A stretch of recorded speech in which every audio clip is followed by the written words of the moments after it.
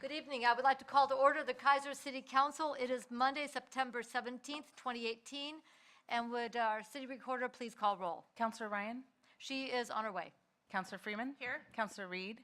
Here. Mayor Clark? Here. Council President Parsons? Here. Councillor Herrera? Here. Councillor Anderson? And Councilor Anderson is excused tonight. And Youth Councillor Ferris? Here. All right, would you please rise for the Pledge of Allegiance? I pledge allegiance to the flag of the United States of America and to the republic for which it stands, one nation, under God, indivisible, with liberty and justice for all. All right, thank you very much. Before we get into the agenda, there will be an add to the agenda tonight under special orders of business. We're going to be adding a 4C, which is, the subject is the West Salem Quarry litigation intervention, or intervening. So with council's permission, we will add that to the agenda at near the top of the order. And everybody good with that? Yep. All right. Then let's go on to our special orders of business. And it is my pleasure to invite the Daughters of the American Revolution. I know that Ruby Pantalone's here. Okay, if you want to come on up and introduce yourselves. And this is for a very special proclamation for Constitution Week. So if you have a seat, and make sure the microphone is pointed to you. Tracy, if you could put that where it needs to be. Thank you so much. There we go. That's so the people who are watching online or on television can hear you. Okay. My name is Charlene DeMonin, and I am a member of the Oregon State Society Daughters of the American Revolution. And the Oregon State Society of the Daughters of the American Revolution preserves our history by owning property museums called the Robert Newell House at Champoy, the Mother's Cabin at Champoy, and the Dr. Cable's House in Columbia City. And we also promote education by our support of the Chamao Indian School. And we provide scholarships to students. And we would love to have you encourage your school board to have the students participate in our American History Essay Contest. The winners of the American History Essay Contest nationally get invited to the Washington, D.C. Constitution Hall and get to see all the sites and get a monetary prize. So it's a good deal. And we give scholarships to DAR student members as well. And then we promote patriotism by giving out the ROTC medals for the junior ROTC members and the regular ROTC, and we give out prizes to good citizens. So we do all those things. We promote patriotism, education, and the preservation of the past. Well, thank you very much. Councilor Reed is also an English teacher at McNary High School, so if you would get in touch with her on the essay contest, I think that would be a fabulous opportunity for our Kaiser McNary students to get involved in that way. And also I see there's somebody else also here from the Creative Writing Club who is looking very straight at his computer, who might also want to pass that on to his students, because scholarships are awesome. Well, the different groups offer essay contests. The Italian American people always want to promote Columbus Day, and the other people promote interesting things. Last year's subject was, what was it like for if you were coming in through Ellis Island, in honor of the 125 years of the Ellis Island. And this year, of course, we're happy to celebrate the 231st anniversary of the signing of the Constitution. And with that, that gave me a great lead in, excuse me, to the proclamation that I will read, and then I will come around and present it to you. Well, thank you. Whereas it is the privilege and duty of the American people to commemorate the 231st anniversary of the drafting of the Constitution of the United States of America with appropriate ceremonies and activities. Whereas Public Law 915 guarantees the issuing of a proclamation each year by the President of the United States of America, designating September 17 through 23 as Constitution Week. Now therefore, I, Kathy Clark, by virtue of the authority vested in me as mayor of the city of Kaiser in the state of Oregon, do hereby, my goodness, proclaim the week of September 17th through 23rd as Constitution Week, and urge all citizens to study the Constitution and reflect on the privilege of being an American with all the rights and responsibilities which that privilege involves. In witness whereof, I have hereunto set my hand and caused the seal of the city of Kaiser, Oregon, to be affixed the 17th day of September, 2018. Thank you.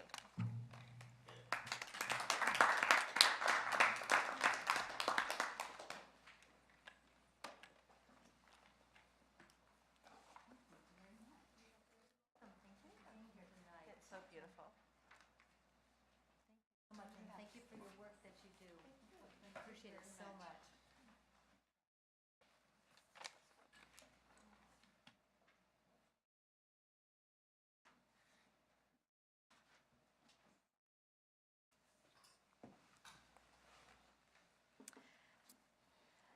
I'd like to go on to item 4B, which is making a case for athletics, presentation by the former McNary Athletic Director, Mike McGann. Welcome, Mike. We're glad to see you.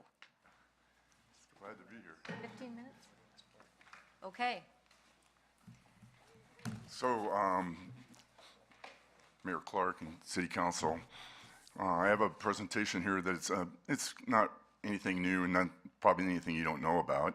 It's been well researched that participation in athletics is pretty important for the success of students in general. About 1994, 1 year before I got to McNary, they established a club called the Salem Kaiser Sports Booster Club. Their goal was to help supplement the athletic funds. Salem Kaiser School District right now has an athletic budget of less than 1%. And so many of the schools have to fundraise to get equipment. They also have something called pay to participate.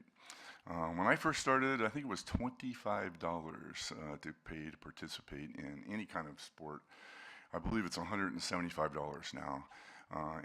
And they have different scales based on incomes and things like that. But what the Salem Kaiser Sports Booster Club really wants to do is they really want to make sure that no student in the Salem Kaiser district will ever have an excuse that they can't afford to participate.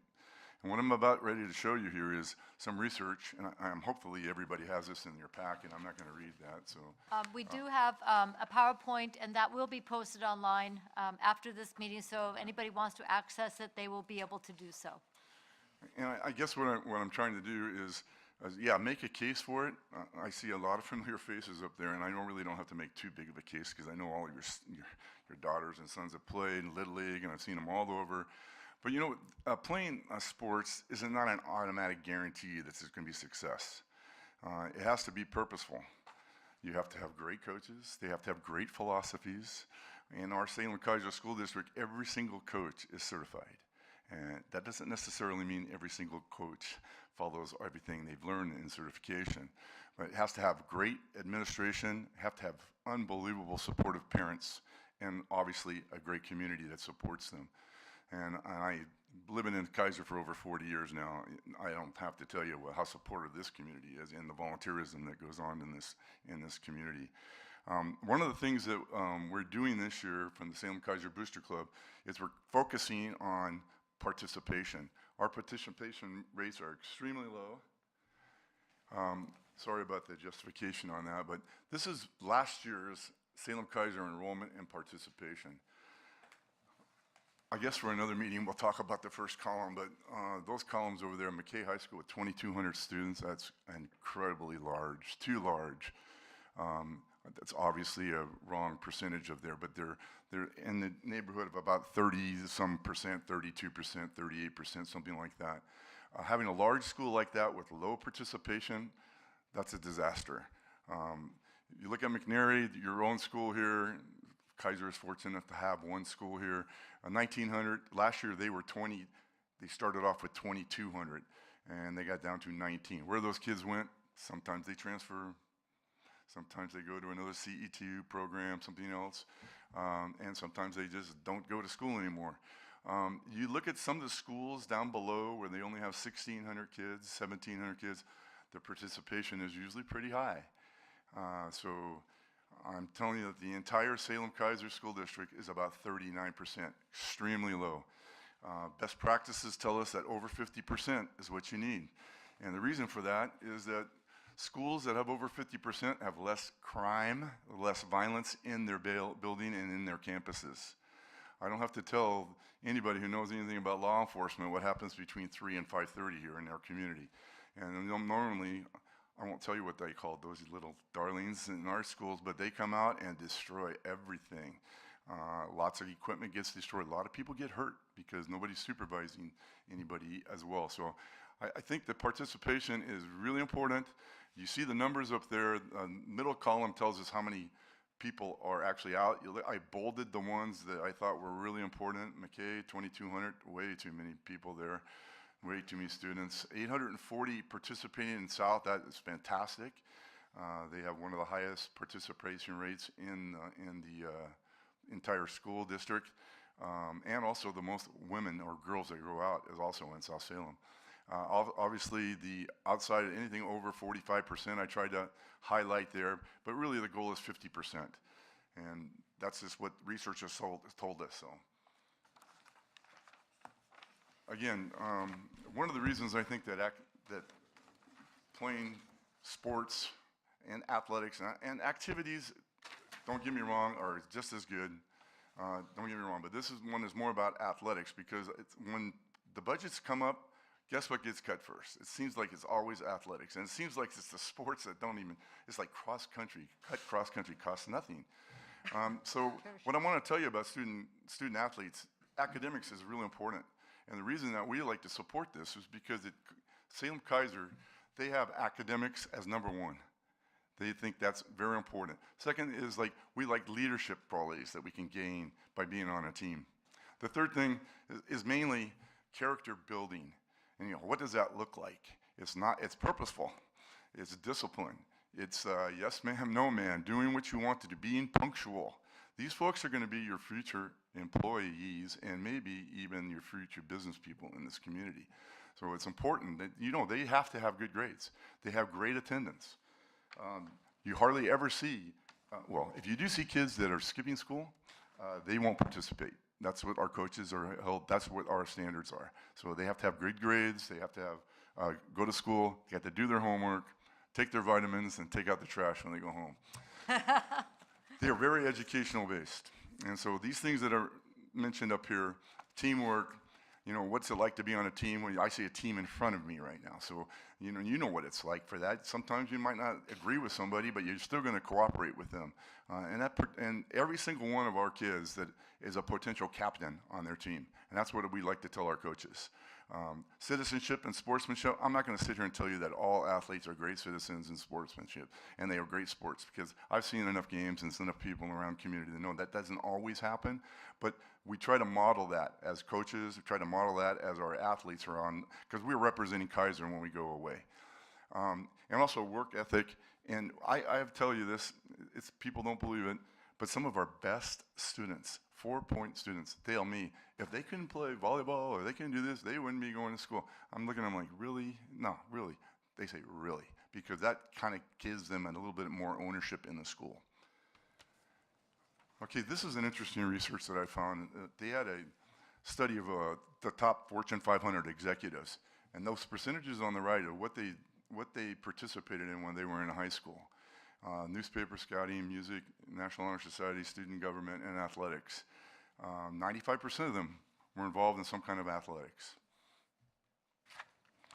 Sorry about this. I had a really nice up there for Keizer Rotary, and I was trying to get Salem, our city council. I just could not do it. But this is a balanced athletic program and it encompasses the entire community.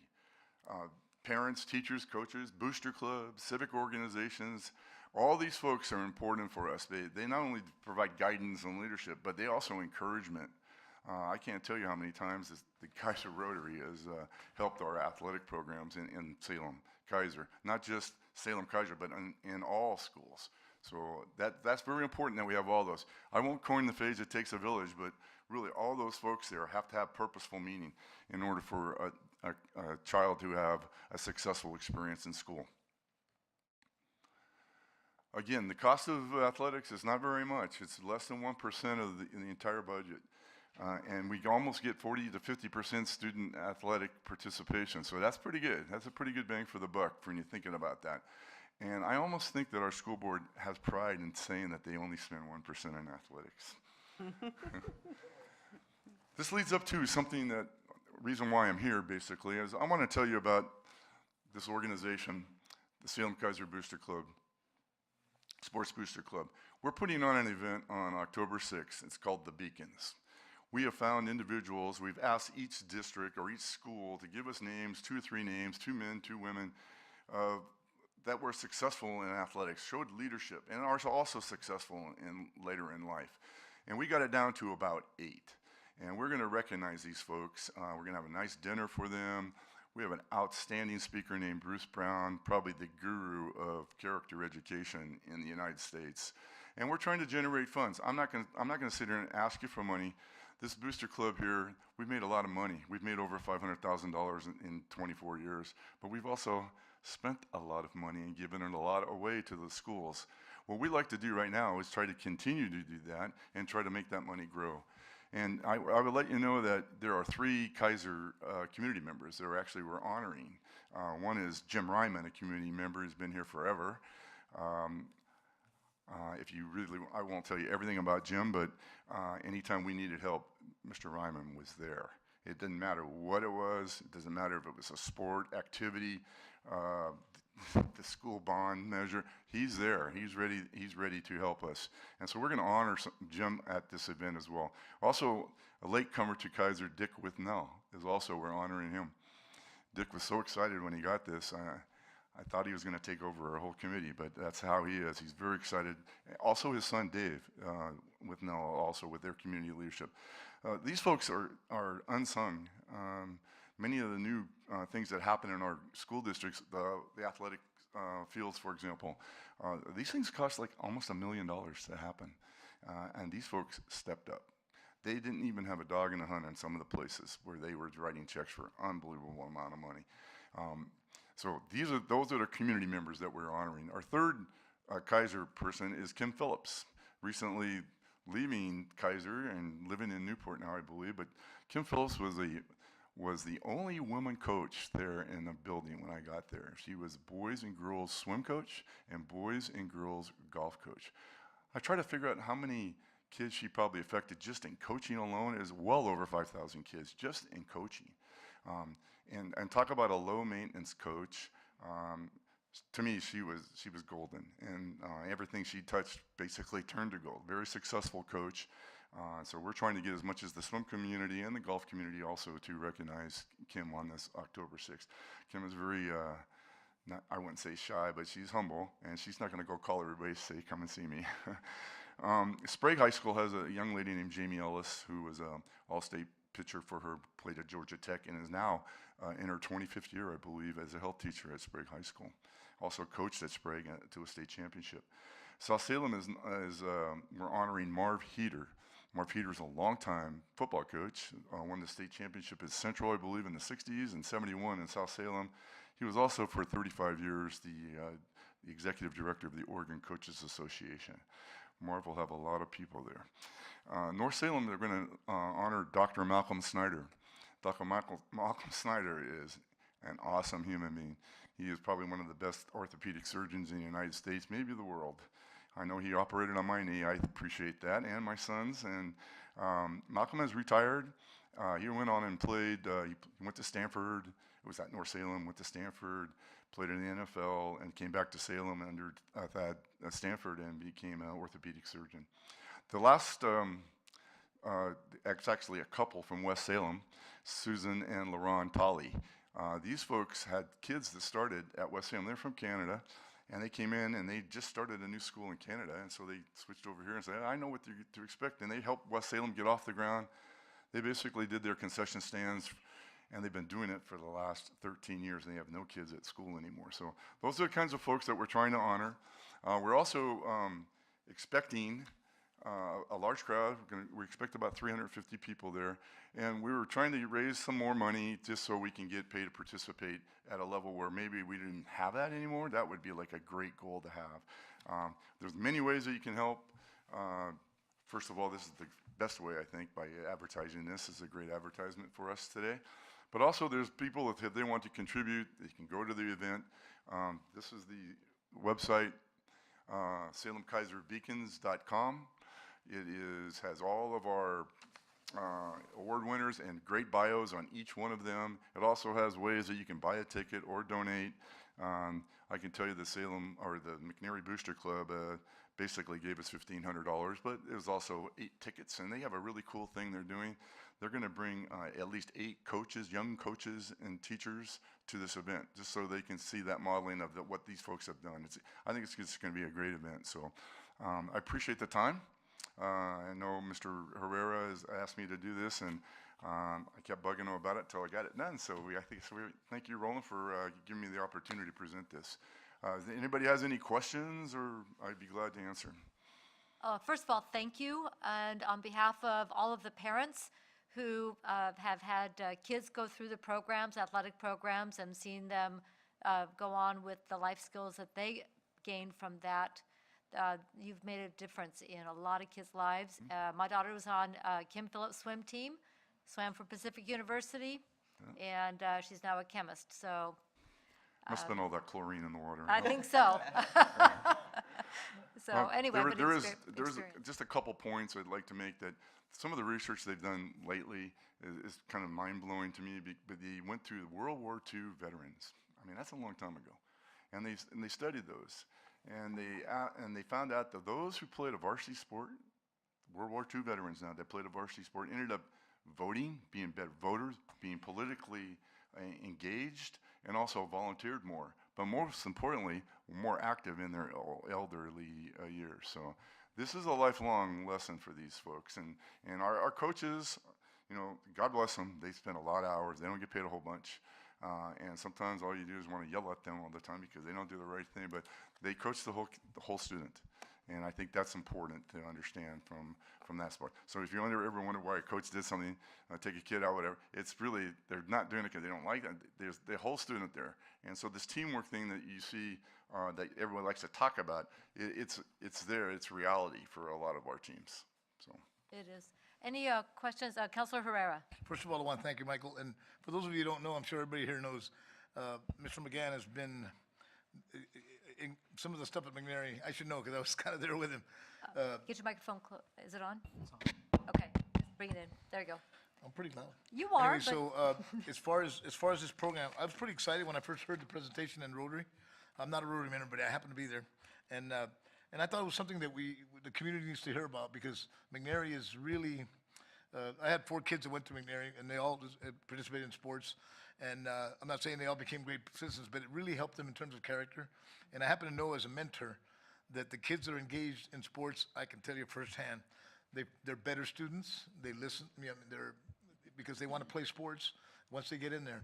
Now, I've had situations where kids couldn't play, and these are high school level, and I happen to know. And my dream is to get this to where kids will not have to, because, you know, the economic situation, my kids wouldn't be able to play, you know, $200. So I thank you, Michael, and I thank this Beacon program, and I hope to see everybody there. And if anybody out there on the TV land can help donations or anywhere, even sponsor a student athlete, which I plan to do, and take them to this event on October 6th, it would benefit our community and benefit that student. He'll never forget it. So thanks again, Michael, for all you do. I should mention, I'm sorry, I forgot this. This year, we're giving $5,000 to each high school. And we're asking, you know, they're going to put in a coffers where they're going to use that for scholarships for kids that play. We want to make sure next year we're going to go $10,000. And then we just want to keep increasing it until we know we don't have to, we'll just give it to them because they don't have to pay to participate anymore. And that basically coming out of our coffers, but we know we think we're going to make some more money. We know that people are donating. We've already had people tell us that this is a fantastic program and they want to just write a check. Fine. Anybody who would like to donate or want to get more involved, just go to that site, SalemKaiserBeacons.com. The Beacons is like the beacon of light, the leaders, And that's what we're calling our award winners, the Beacons. So, Counselor Reed. Thank you, Madam Mayor. First of all, I just kind of wanted to reiterate, hello, that I have seen this firsthand. I've seen how engaged students are in class when they are in sports and other activities as well. And McNairy's had a real big push these past few years to get every kid into an activity every year, because that's what the data shows, is the more kids are involved with sports and activities, the more they are involved in school. And so, again, I just kind of wanted to reiterate that, and thank you very much for your efforts with that. Then I also had a question about intramurals. Do the boosters do anything in terms of supporting the intramural programs at the various schools? And I know McNairy has a very thriving intramural program, and I don't know about the other schools. I guess I am on a board. This is our booster club. We have a 6-member board.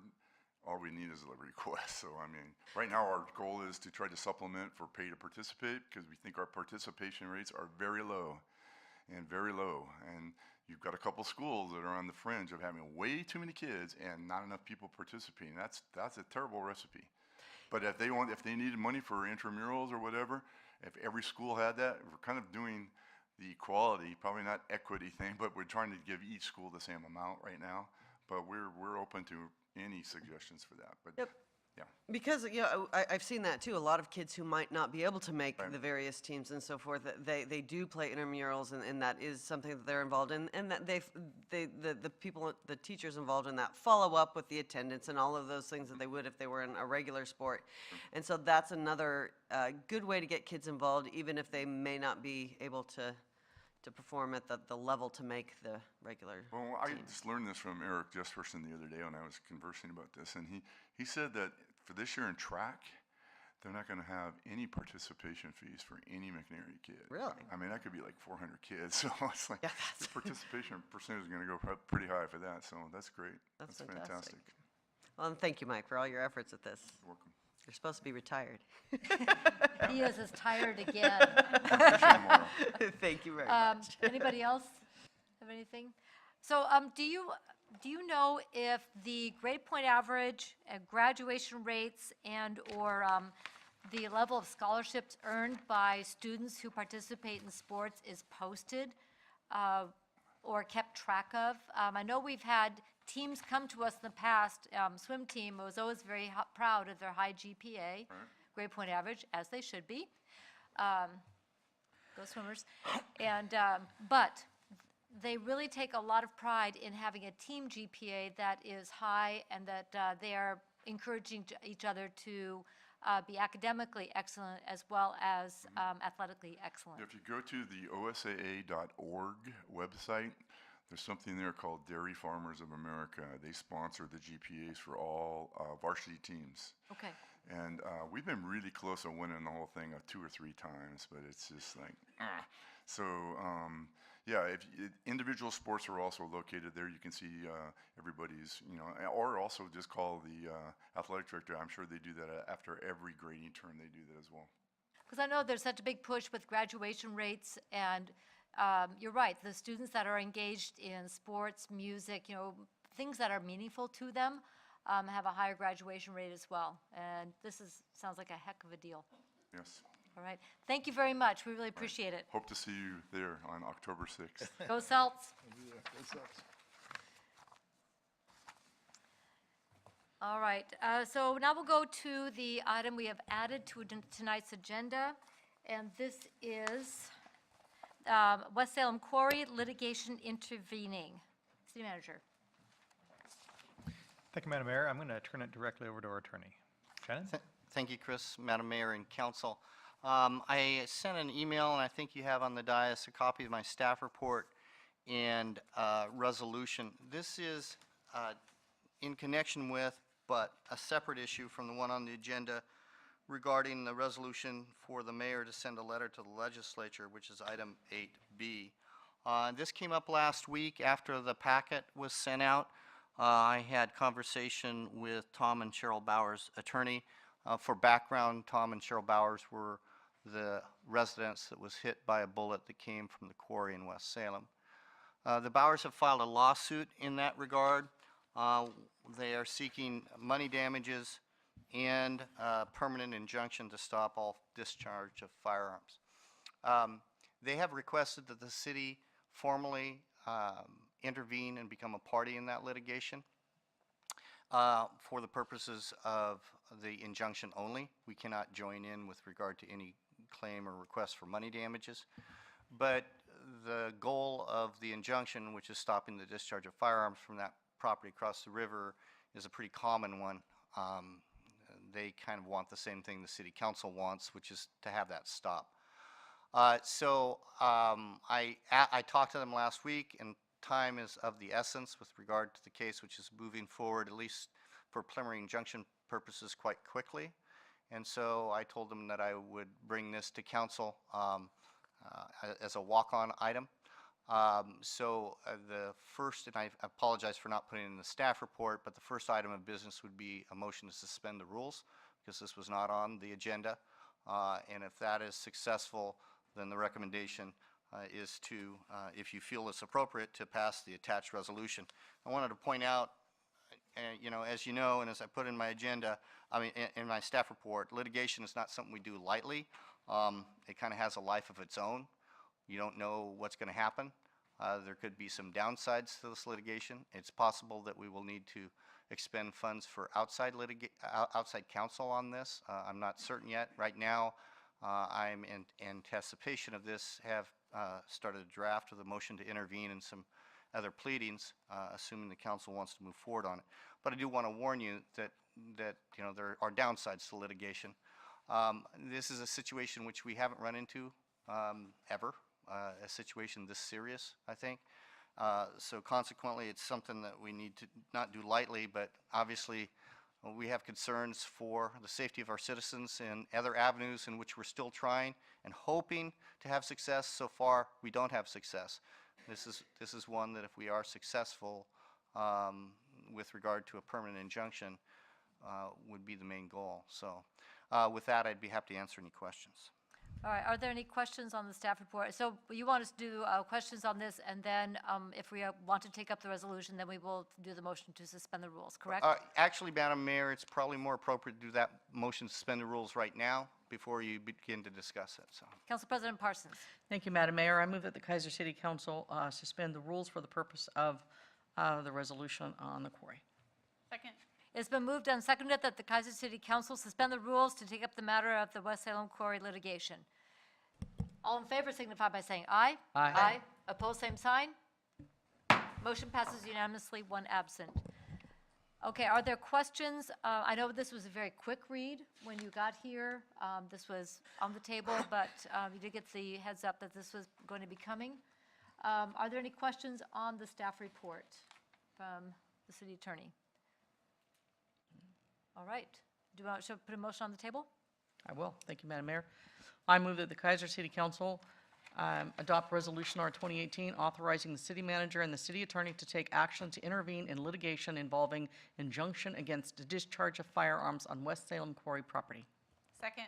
It's been moved and seconded that the Kaiser City Council adopt Resolution R 2018 authorizing the city manager and city attorney to take action to intervene in litigation involving injunction against discharge of firearms on West Salem Quarry property. Discussion. And I appreciate, yes, Councilor Herrera. When you talk about outside funds, nothing can replace lives or any kind of incident that would be tragic. And so I'm completely behind this, and I just wanted to mention that. When you talk about outside funds, I don't know what you're talking about as far as money, but Yeah. when I think of the situation, doesn't matter. We need to stand up. Okay. Thank you. Thank you, copy paste. I couldn't agree more. This is unusual for the Kaiser City Council, but it's also very unusual for bullets to be flying into our community. So we must take all steps necessary to protect the lives and property of the people in our community. And I appreciate the work that's been done on this by our city attorney, city manager, and staff, and also in conjunction with all of the people who are trying to make sure that this gets stopped permanently. So thank you very much. Further discussion, Councilor Ryan. Thank you, Madam Mayor. I guess my question would be, is this regarding staff time, is there any other bigger projects that this will be taking you away from that we need to, do we need to look at outside counsel? Because we sure don't want to. That much work, I It mean. has and it will continue to take me away from other projects, yes. And some of those projects are not as time sensitive as this project or frankly as important. So it's a pretty easy call for me as far as priority in my work. With regard to outside counsel, the issue really will be what turn this litigation takes and how quickly it unfolds. Right now, we don't even have time to get outside counsel on board. A hearing is scheduled next Monday for this. In all likelihood, that will get continued, but as of right now, it's not. So I need to talk to witnesses and get the motion prepared and filed in the next couple of days. If it turns into a longer drawn-out affair, and depending on which way it goes, as I say, a mentor of mine once said, you know, litigation once started has a life of its own. And so you never know which way it will go. Depending on that, it is possible I will need outside counsel to assist me. And if we do that, what line item is that come out of? That will be yet to come. Okay. So it's not something that's predetermined. I No. know this is a new precedent. I would for imagine us. it would be contingency, but I'm not certain, so. Contingency, is that correct? I would imagine that would be appropriate, yeah. Thank you, Madam Mayor. Thank you very much. Further discussion? All in favor signify by saying aye. Aye. Opposed, same sign. Motion passes unanimously, one absent. All right, committee reports, but I don't have anybody here signed up. Mike. Okay, Mike, Mr. de Blasi is going to come and talk to us about Planning Commission and Traffic Bike Ped, good, that Traffic takes Safety Bike Ped. All right. Madam Mayor, Councilor, staff, thank you. Mike de Blasi, I'm on the Planning Commission, and that's what I'll start with. The staff brought to the commission some amendments to clarify building design requirements and process for approving development standard alternatives. After a few questions and back and forth, we decided to agree with staff's recommendation and approved unanimously for all who were there that will modify design requirements that will have greater consistency between the zones, also align facade requirements, and that will align more with the Kaiser Station and to eliminate redundancy. Also modify color standards to give some flexibility to businesses, and also clarifying some multifamily design standards. Okay, any questions on that? And liaison is Counselor Freeman. Did you have anything? Okay. When we talk multifamily and adding design standards, is this something that would impact the cost of construction? We did talk about that, and especially affordable housing, but staff commented that it wasn't going to be something that is so onerous and so the design standard is so high that it would actually affect the cost of housing. Okay, thank you, appreciate that. All right, do you want to switch hats? Sure.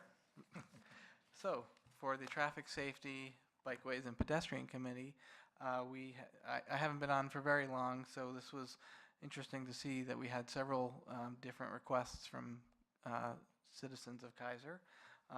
But before that, we talked about the Safe Routes to School project, and thank you again for approving, allowing us to apply for the grants. Right now, we have Chairman Fry working on the application for Kennedy, and we have Committee Member Fisher working on the Cummings application. So getting into what the citizen requests were, we had some near the Manbrin by Court and Cherry, between Court and Cherry, so before it turns towards Thorman on Manbrin. One citizen had come and asked about reducing the parking on the street, that apartment over there across from the Elks, they park on the street. And he had noted one time driving along, there was some people driving pretty fast, kind of taking the center of the lane and making it pretty unsafe, so he had requested that we eliminate some parking over there. The committee decided that there isn't a whole lot of speeding going on that road, and it's there isn't as much parking on that street as perhaps appears to be.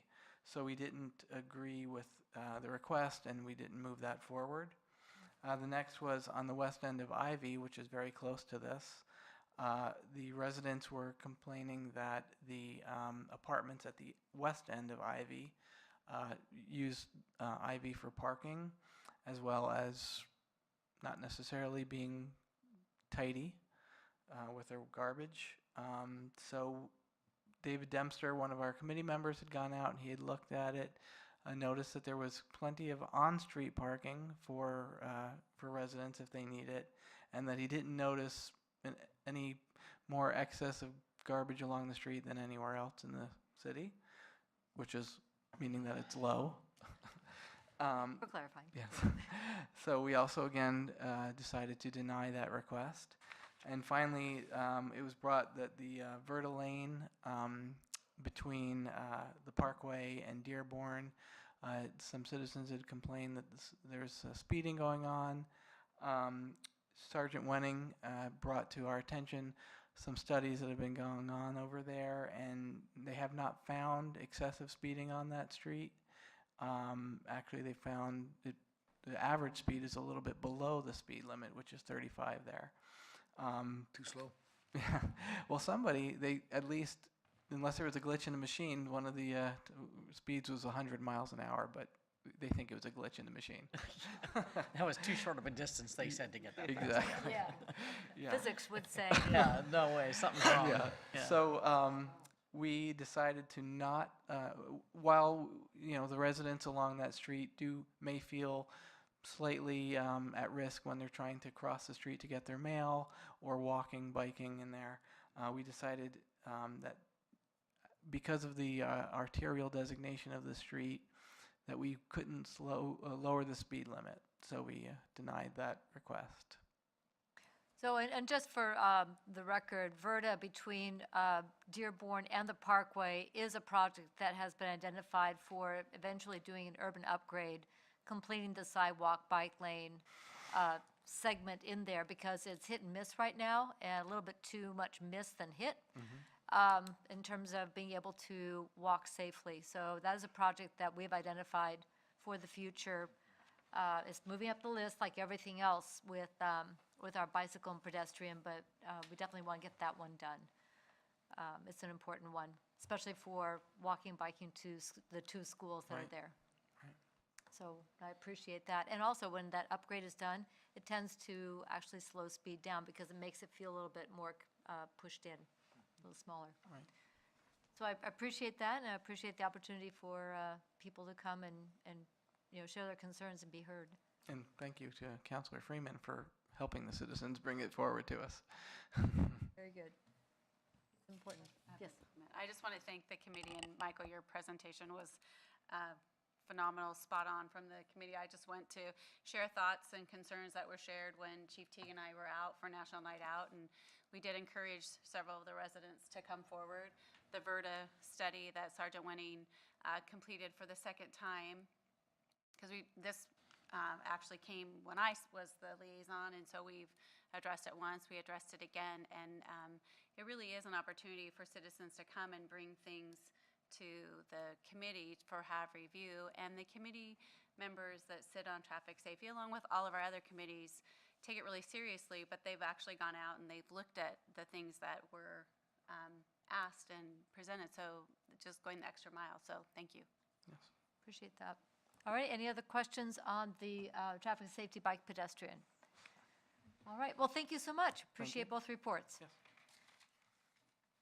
Okay, that takes us to public testimony. This time is provided for citizens to address the council on any matters other than those on the agenda scheduled for a public hearing. We have no public hearings scheduled tonight, and we have several folks from West Kaiser neighborhood who would like to talk to us about the quarry shooting. So I'm just going to go in a random order, whatever file this ended up in. So Gary, you're first. Gary Blake. And Carol, you're on deck. You're second. Okay. I mean, unless you want to come together, then that's fine too.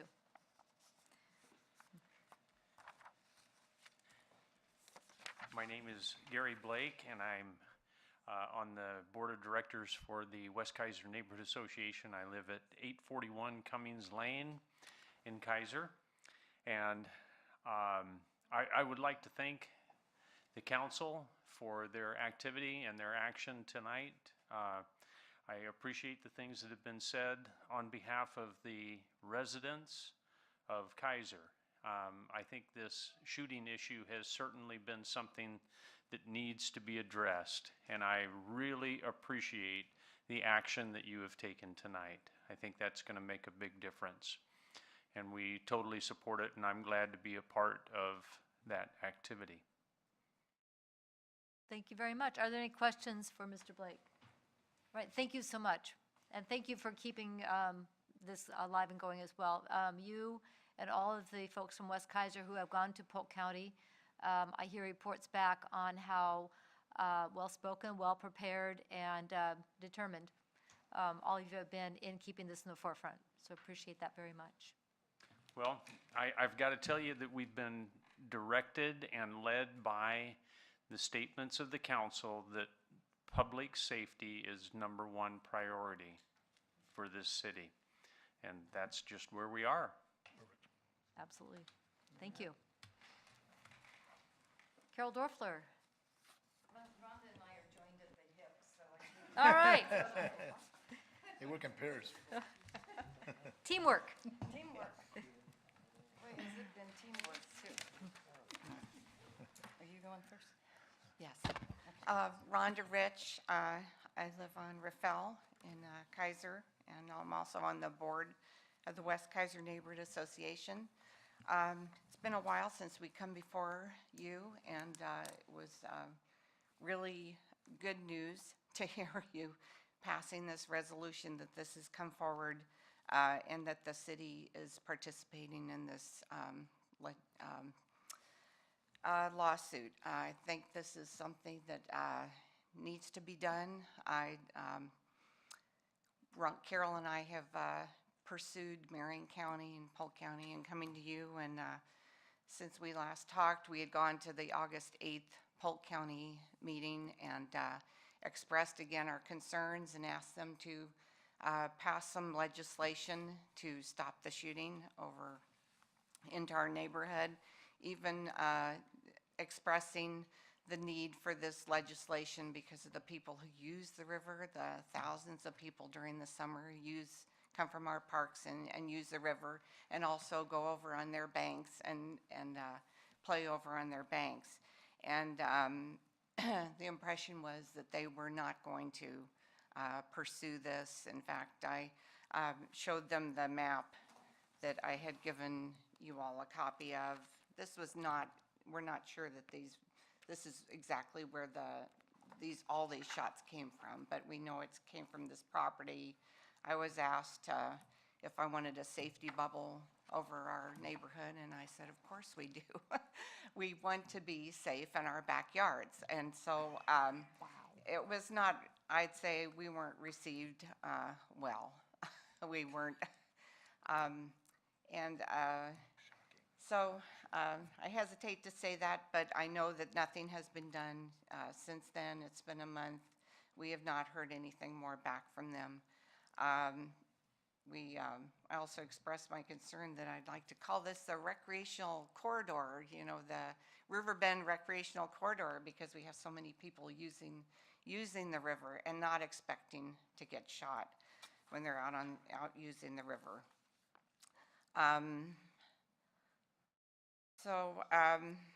You have all received that map. We also have this map on our website. I was going to give to Shannon, but I think you also can get this from Mark Hoyt, the map that has the names of, there were 11 people who have, 7 who have given testimony of witnessing bullets, but have not made a police report, and there were 4 police reports. So this is also going along with the lawsuit.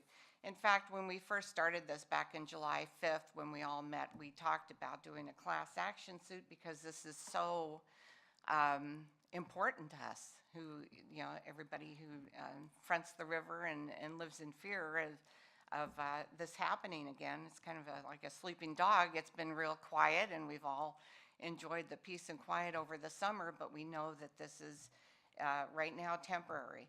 So, but understand a class action suit would be very lengthy, and we are just really, we haven't been harmed. We are just the potential of being harmed. So, but we're, as citizens along the riverbank, we're willing to step in and do whatever we need to, and what we've said we would do up till this point is go to the meetings and try to get some litigation going from Polk County, because we understand that was kind of the second best choice from the Bowers litigation. Thirdly, I know the third best choice was to put this towards the state, which you're going to talk about tonight too, and we appreciate that. I don't know that will be, of course, we want to see this happen in the next couple months to stop the shooting. If the Bowers are successful and the city alongside of them, I think will really help. But if that doesn't happen, then maybe the state will go ahead and legislate something along those lines anyway to protect urban areas that abut incorporated areas. So you already passed around the timeline. We, just as a summary at our West Kaiser Neighborhood Association meeting Thursday night, just made kind of a timeline, a summary for the people who haven't been really involved over the summer, knowing what's going on. We have a list of about 50 people who I email and kind of update them as to what's going on. And at any time when we need to, if it comes down the road where we need to come and show up in force, we will do that. And like I said, I am very excited that I know it's not something, like Shannon said, you take lightly, and I know it's more work and for everyone, and but I think it's very worthwhile, and it's very encouraging to know that you support the safety of your citizens, because that's just really important. So I don't think I have anything else. Carol was going to speak. I'm addressing this to you, Madam Mayor. Yeah, there you go. If this resolution passes, authorizing you to write a letter to the legislature, there is a small steering group that has been guiding through these meetings, and if you would pass along that, we'd be happy to help them in any way that we can. It is something we're interested in doing. Okay. Okay. I appreciate that. And thank you again for your votes tonight. We appreciate that. So I have one question, because something you said just kind of knocked me on my heels. Did I hear you correctly that a Polk County commissioner belittled the concern that you have for your life and safety by making some offhand comment about a safety bubble? Mm-hmm. Really? To quote what he said was, "How big a bubble do you want?" Yeah, I thought it was kind of an abusive speech, but to me, for concern of safety, and it just boggles my mind that they are not taking this more seriously. I mean, I know that if it was their house and their wife or husband who was almost shot, it would be a whole different You think? ball game. Yeah, Yeah. they'd want a pretty good bubble too. I am just flabbergasted at what I read into the comment, the tone as being condescending toward the concern that a property owner is permitting people to have an activity where material that could endanger the life and safety of other human beings is leaving that property, and they don't seem to get that that's a problem? And I'm not, and I appreciate the concept about urban and rural. To me, it's simpler than that.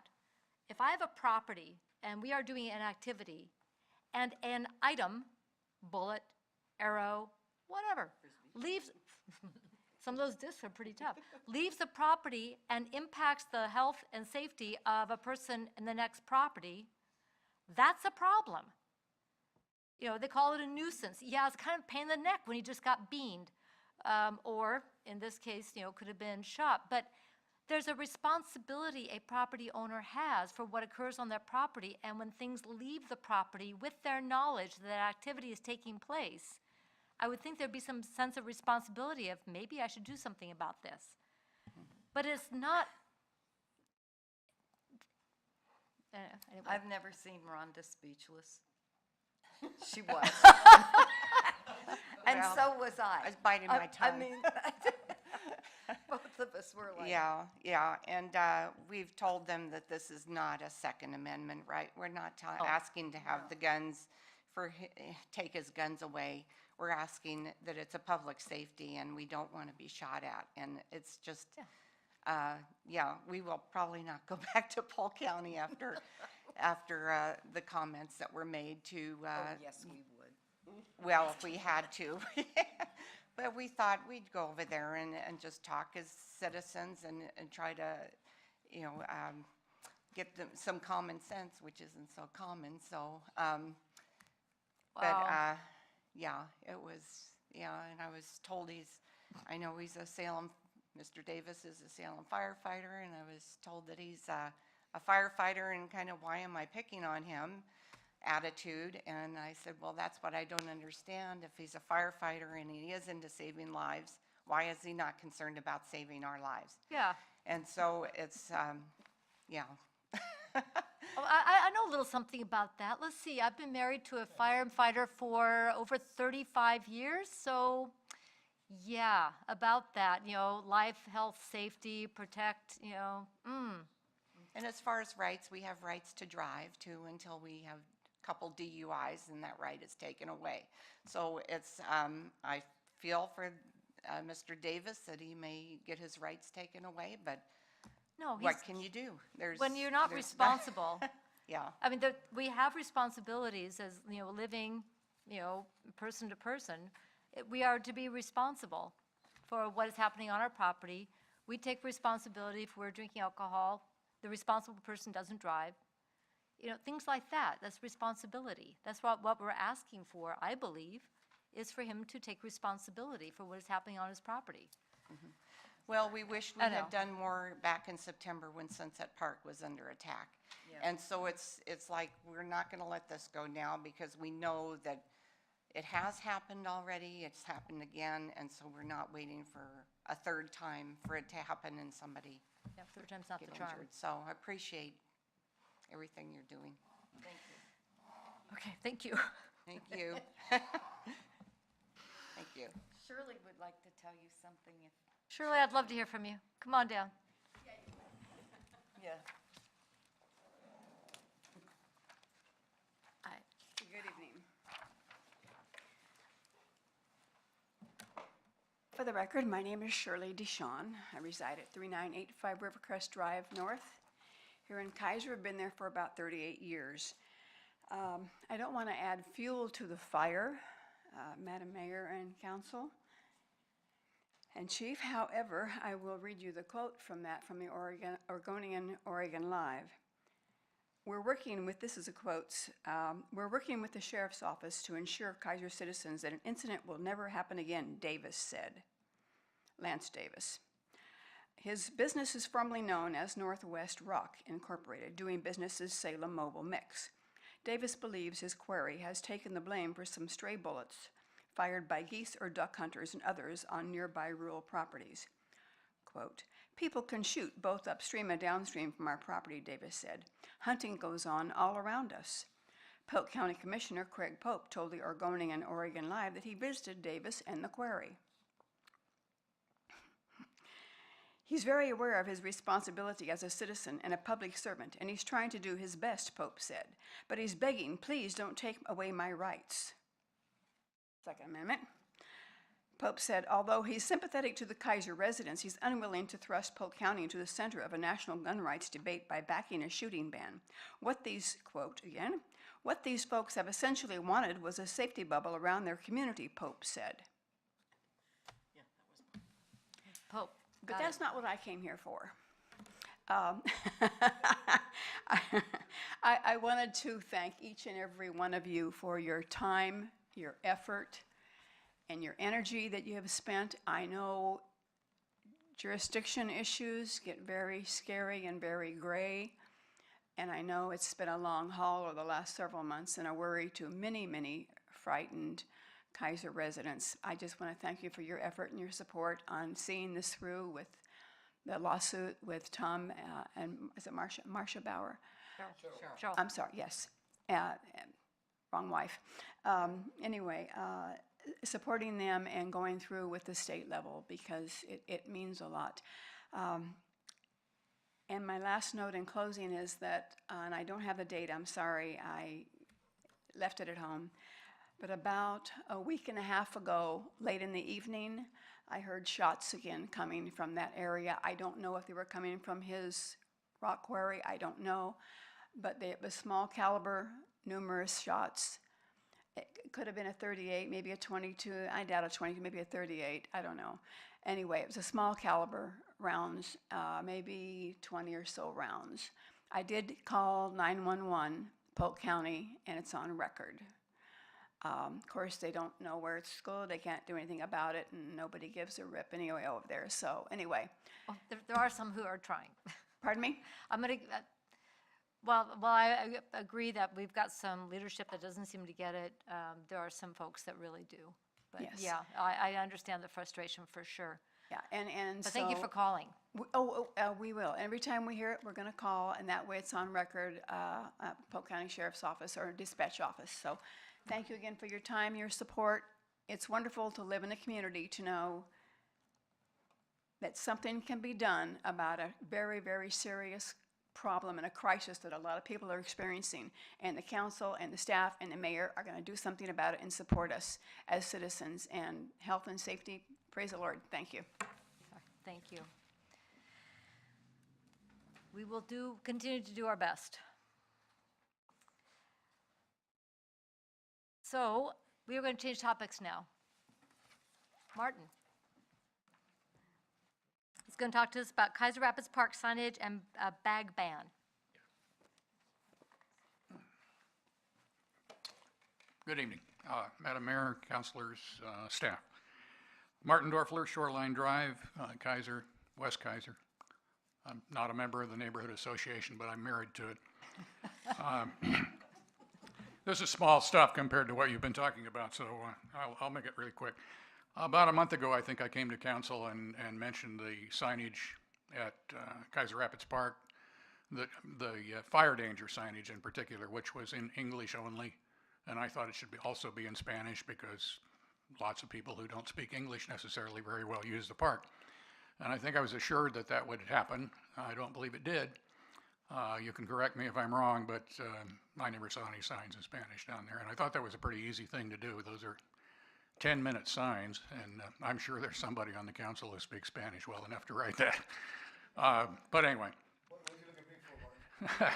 kind of a moot point now because fire season's over, but maybe we'll do better next year. My second thought was Salem City Council has punted the plastic bag ban or let the bags float in the wind until the middle of October, or end of October, I guess, October 26th or something. They're going to take that up again. So Kaiser has an opportunity here to get ahead of the curve and take the lead on a plastic bag ban if you should wish to do so. And finally, I was down at the park today, and where the Filbert Orchard was, it's all tilled up and beautiful, and it's going to be planted to something. How about a solar farm that's south-facing? There's nothing in the way, and it would be a wonderful addition. It'd be a great thing. softball people would go crazy, but it would be a wonderful thing. Well, That's put that's my bit. So thank you. solar panels on top of the dugouts. Anyway, does anybody have any questions for Mr. Dorfler? Gracias. Yeah. Got it? Okay, thanks. As far as the signage goes, yes, it's on the to-do list. This summer season has been packed, but it's something that our Public Works will be able to probably queue up for next year. It was too fast to turn around. I know we have a lot of projects right now that are underway, but we definitely took it seriously, and that will be queued up. Okay. So appreciate that, and remind everybody that we'll be, the Community Conversation and West Kaiser Neighborhood Association will be talking about recycling in general. Plastic bags, please don't put them in your recycling in particular, because it gums up the works. And if the council wants to have a discussion on plastic bags and use in the community, that will probably be something in the future. One thought on that, And if I not may. this point. There's a lot of talk about charging for a paper bag, a nickel or something. It would make sense to me to charge for a plastic bag, because there are people who really want them for dog poop and cat stuff and whatever. So charge a quarter for a plastic bag. How much could that, if you really want one, you could get one, so that's my bit. All right. Thanks again. Thank you. And yes, it's going to be planted, real quick, what's it being planted to? It's winterweed, isn't it? No, it's not. Fescue. Fescue, Yes. yeah. So Fescue? it will be planted to fescue. They usually burn fescue, don't they? Unless they're trying to grow it. All right. Is there anybody else who would like to address the council tonight before we go on to administrative action? All right, let's go on then to administrative action, and that would be item 8A. This is a waiver of the community center rental fee, the Kaiser Chamber Foundation Leadership Series Training. City Manager. Thank you, Madam Mayor. Kaiser Chamber Foundation is a 501c3 organization who works in conjunction with the Kaiser Chamber of Commerce. The mission of the Kaiser Chamber Foundation is to provide cultural and educational opportunities, charitable services, personal development programs to citizens of Kaiser in order to build a stronger community. As part of their leadership series, the foundation is hosting a session on October 18th entitled Building Better Boards. The foundation is charging $25 for the session, which will cover the cost of the meal provided. The flyer with additional information on the session is attached to this report. Kaiser Chamber Foundation is asking for a waiver of the room rental fee, deposit, and insurance requirement in exchange for free attendance for all members of city boards, committees, and commissions. Rental rates for the Kaiser Community Center listed below include a 25% discount for Kaiser citizens or any Kaiser-based 501c3 organization. The Kaiser Chamber Foundation qualifies for this discount. This is something that we allowed them to do last year and opened it up to our members. I don't believe that it was highly attended by our board members, but it could have been. So anyway, they're asking for you to waive those fees again this year, and you have a number of options that have been laid out for you in this report. Please let us know what you'd like to do. All right, thank you very much. Council President Parsons. I didn't see anything in the report. What did we do last year, Chris? You said we did this last year. We waived. Everything? We waived it all. Completely? Okay, thank you. And, so, one other thing. And then all city committee members are free to attend, is that correct? Correct. Okay, thank you. All right, any other questions on the staff report? Councilor Herrera. One more question. You said it was not highly attended by, do you have a number on which city member, how many? About 10. Well, most, or if not all, the volunteer coordinating committee went last year because we actually changed our meeting. So because our meeting falls on that Thursday night, and I believe most of the volunteer coordinating committee went, along with probably a couple other committee members, but I can't tell you for sure. But I know at least the majority of the BCC committee went.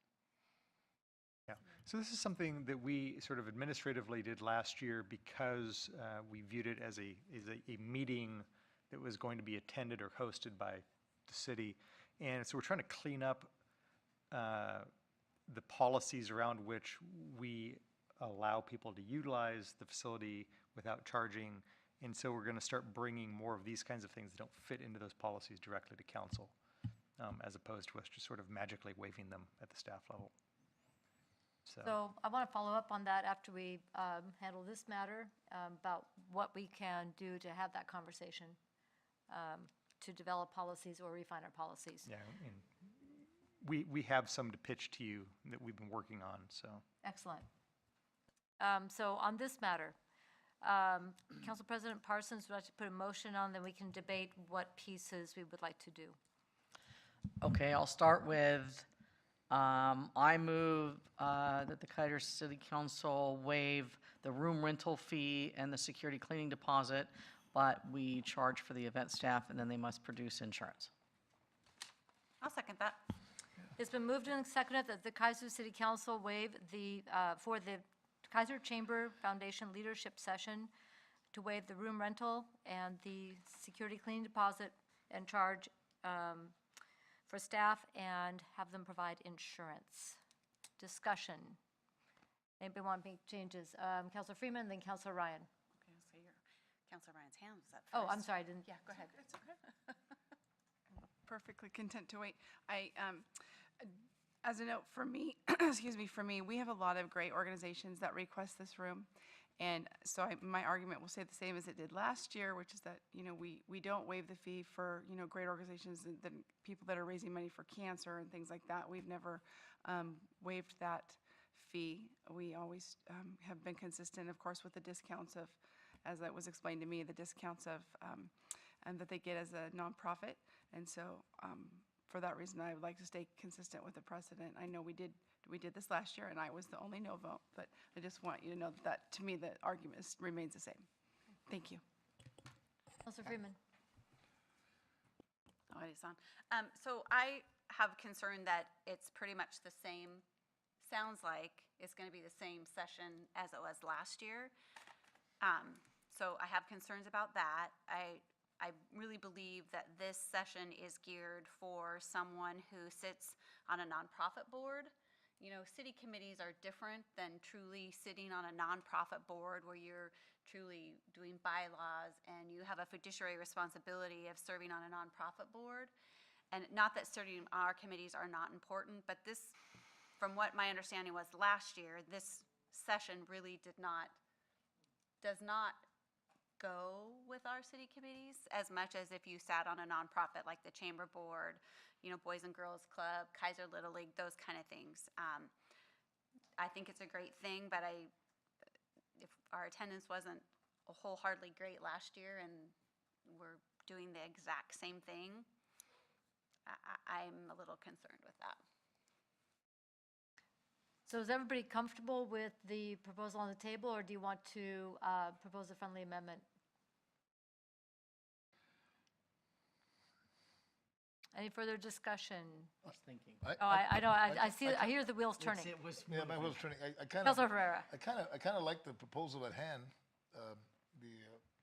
on the table, but I'm starting to think about where we go from here in terms of down the road, because some good points were made in terms of nonprofits.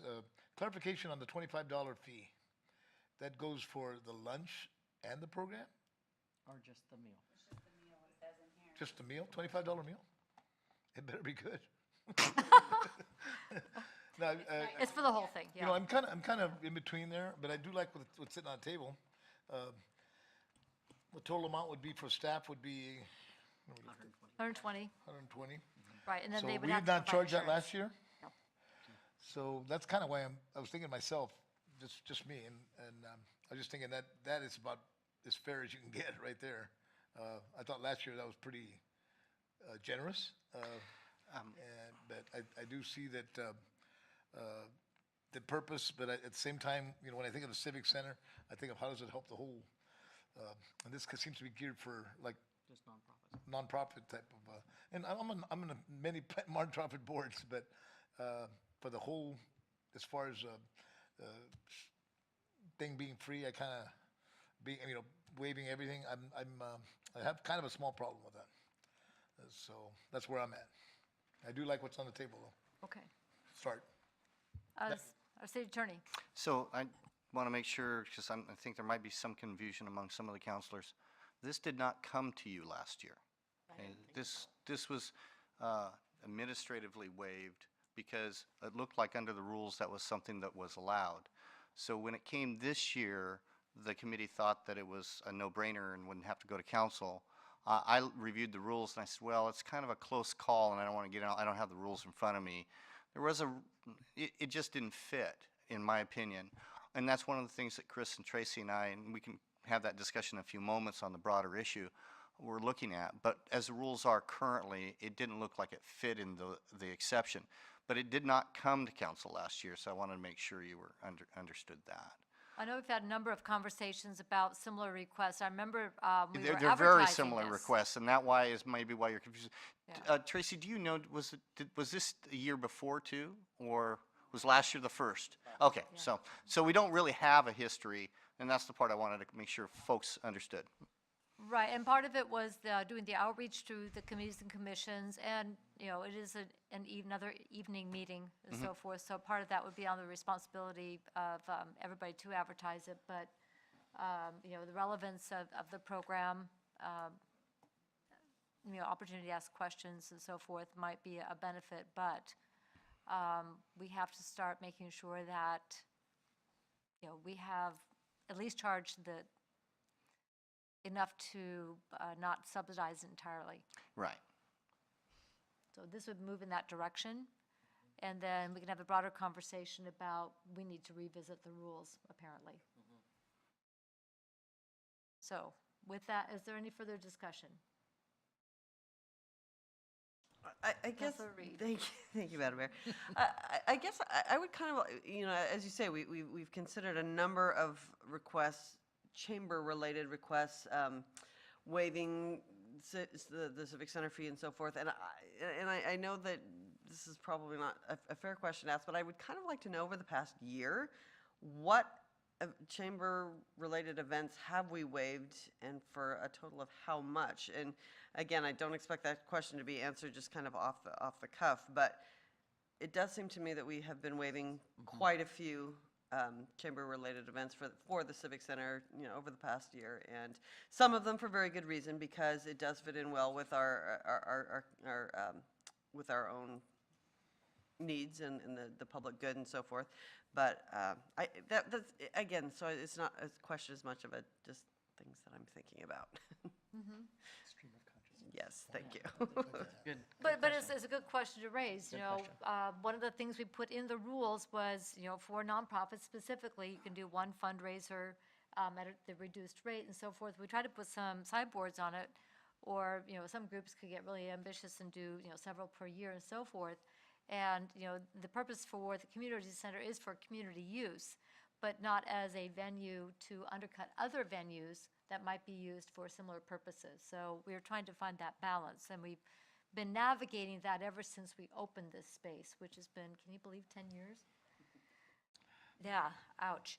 So I think that's a conversation we're going to need to re-engage with is, you know, let's do some additional refinement. Sounds like a lot of thought's already been going into that. But on this particular motion for the insurance and the staffing, we have to have staff on hand.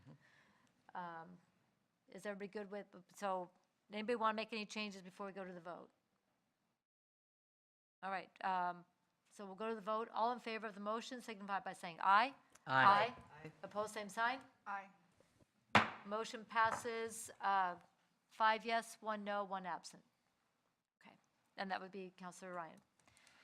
Okay, so on the issue of looking at our rules, Councilor Herrera. Just to clarify one thing, I know the motion's been made and passed and all that, but down the road, can we have something that we can solidify and not to get here anymore? I think that was a great point made by Councilor Reed, because when you add up the events, not to pick on the chamber, because they do great stuff, you know, and we do have need for that, and there's a right place for it. But I think down the road, we need to have that discussion, because we come up again to another, then we'll have something more tangible Right. to deal with. Speaking of which, City Manager. Well, and actually, it may end up being that you end up getting less tangible things, because as the rules solidify, people are always going to have the right to say, I don't like the rules, I'm going to go ask the city council to waive them. So the more solidified the rules get, and I think that we will get there, the more unsolidified requests you may receive. So, Okay. That's fair. because people are always going to have that right to come to you. We don't trump the council ever. Citizens always have the right to come to the council and ask for things. But on the other hand, we've had the conversation about the rules and the development of the rules, and the council has an opportunity to get that clarity about what we're doing and why. And, people can ask and come and say, well, I think it fits under this. And then we as a collective body representing, 7 points of view from among the community can say, yes, we agree with that, or no, it really does fit in this box. But thank you for asking. And it's okay to engage in that conversation, but when we have some uncertainty about the consistency of our rules and the use of the community center and the cost to the entire community, I think we have to be responsible in that regard, and I think that's what I'm hearing from everybody. City Attorney? Thank you, Madam Mayor. Chris and Tracy and I have been wrestling with this for 9 years. And we recently... we didn't wrestle with it the first year. Because we didn't know No, what we were well, doing. it's There like was no it's been wrestling. 8. But we didn't worry about it for the first year. Yeah, and the three of us had a meeting a few weeks ago, went over some various concepts. I've been working on a draft change of that. And then I met with Tracy again last week about the draft. And I think and I'm afraid I'm not going to be able to have it together for next packet, but hopefully the meeting after that. Instead of coming back to you with that draft, I think we're just going to come back to you with some concepts. Because some more, every time I talk to Chris or I talk to Tracy, another idea comes up. And so I think there's a few areas to look at more conceptually rather than talk about exact language. And I'm not going to get into all those right now without having anything in front of you and me doing it off the top of my head. So why don't you allow, if that's okay with council, that's what we'll kind of aim to do and bring that back at a meeting hopefully shortly, and you folks can weigh in on some policy issues. For example, I discovered that the policies don't specifically say you can waive the fees even. We didn't have that in there just because of an assumption you're the council. I'm going to put that in there. I'm also toying around with the idea that I think it'll be difficult, but I think it'd be a good idea to wrestle or attempt, is to put some criteria with it because there is none. And as Madam Mayor knows, because I've talked to her about this issue a few times over the years, my concerns is that at best you'll be subject to criticism, or at worst a lawsuit, if somebody says, well, wait a minute, you waived the fee for them, and how's that different than me? And so the fewer we have, the better we could get at a position that we don't have to come to you. I think the better for everyone. So why don't you let me give a shot at that, and if any of you folks have any ideas about this that you want to bounce off me, please contact me. Yeah, I would strongly encourage all of us to email our concerns, questions, ideas, models we've seen elsewhere that we believe have been successful at getting toward that balance to Shannon and Chris, and then because we don't want to have an offline meeting, but we want to make sure that we get all of our stuff into the mix early. So if something pops up, says, hey, that's a really terrific idea, or I'd like to copy that language, that could help us out. So I would encourage all of us to do that. And, folks in the community as well who have used the community center, who have ideas and also have concerns or inspiration on this regard as well. Absolutely email us. Let us know what you're thinking, because this is our community center, and we want to make sure it's available, but, it's not free. We have to pay for it, we have to maintain it in order for it to be available to us in the future. And after 10 years of being heavily loved, it's needing some additional love. Just saying. Okay, we good with that for right now? Okay. Okay, that takes care of administrative. No, item 8B, resolution. Let's go on to that one. Boy, I was going to skip right on. No, don't do that. You need this No, one. no, this is important. Resolution authorizing the mayor to send a letter to the Oregon legislature urging action to end firearm discharges in proximity to urban areas. City manager. Thank you, Madam Mayor. City Attorney. Thank you, Chris, Madam Mayor and Council. As I had indicated earlier, this item was on the agenda.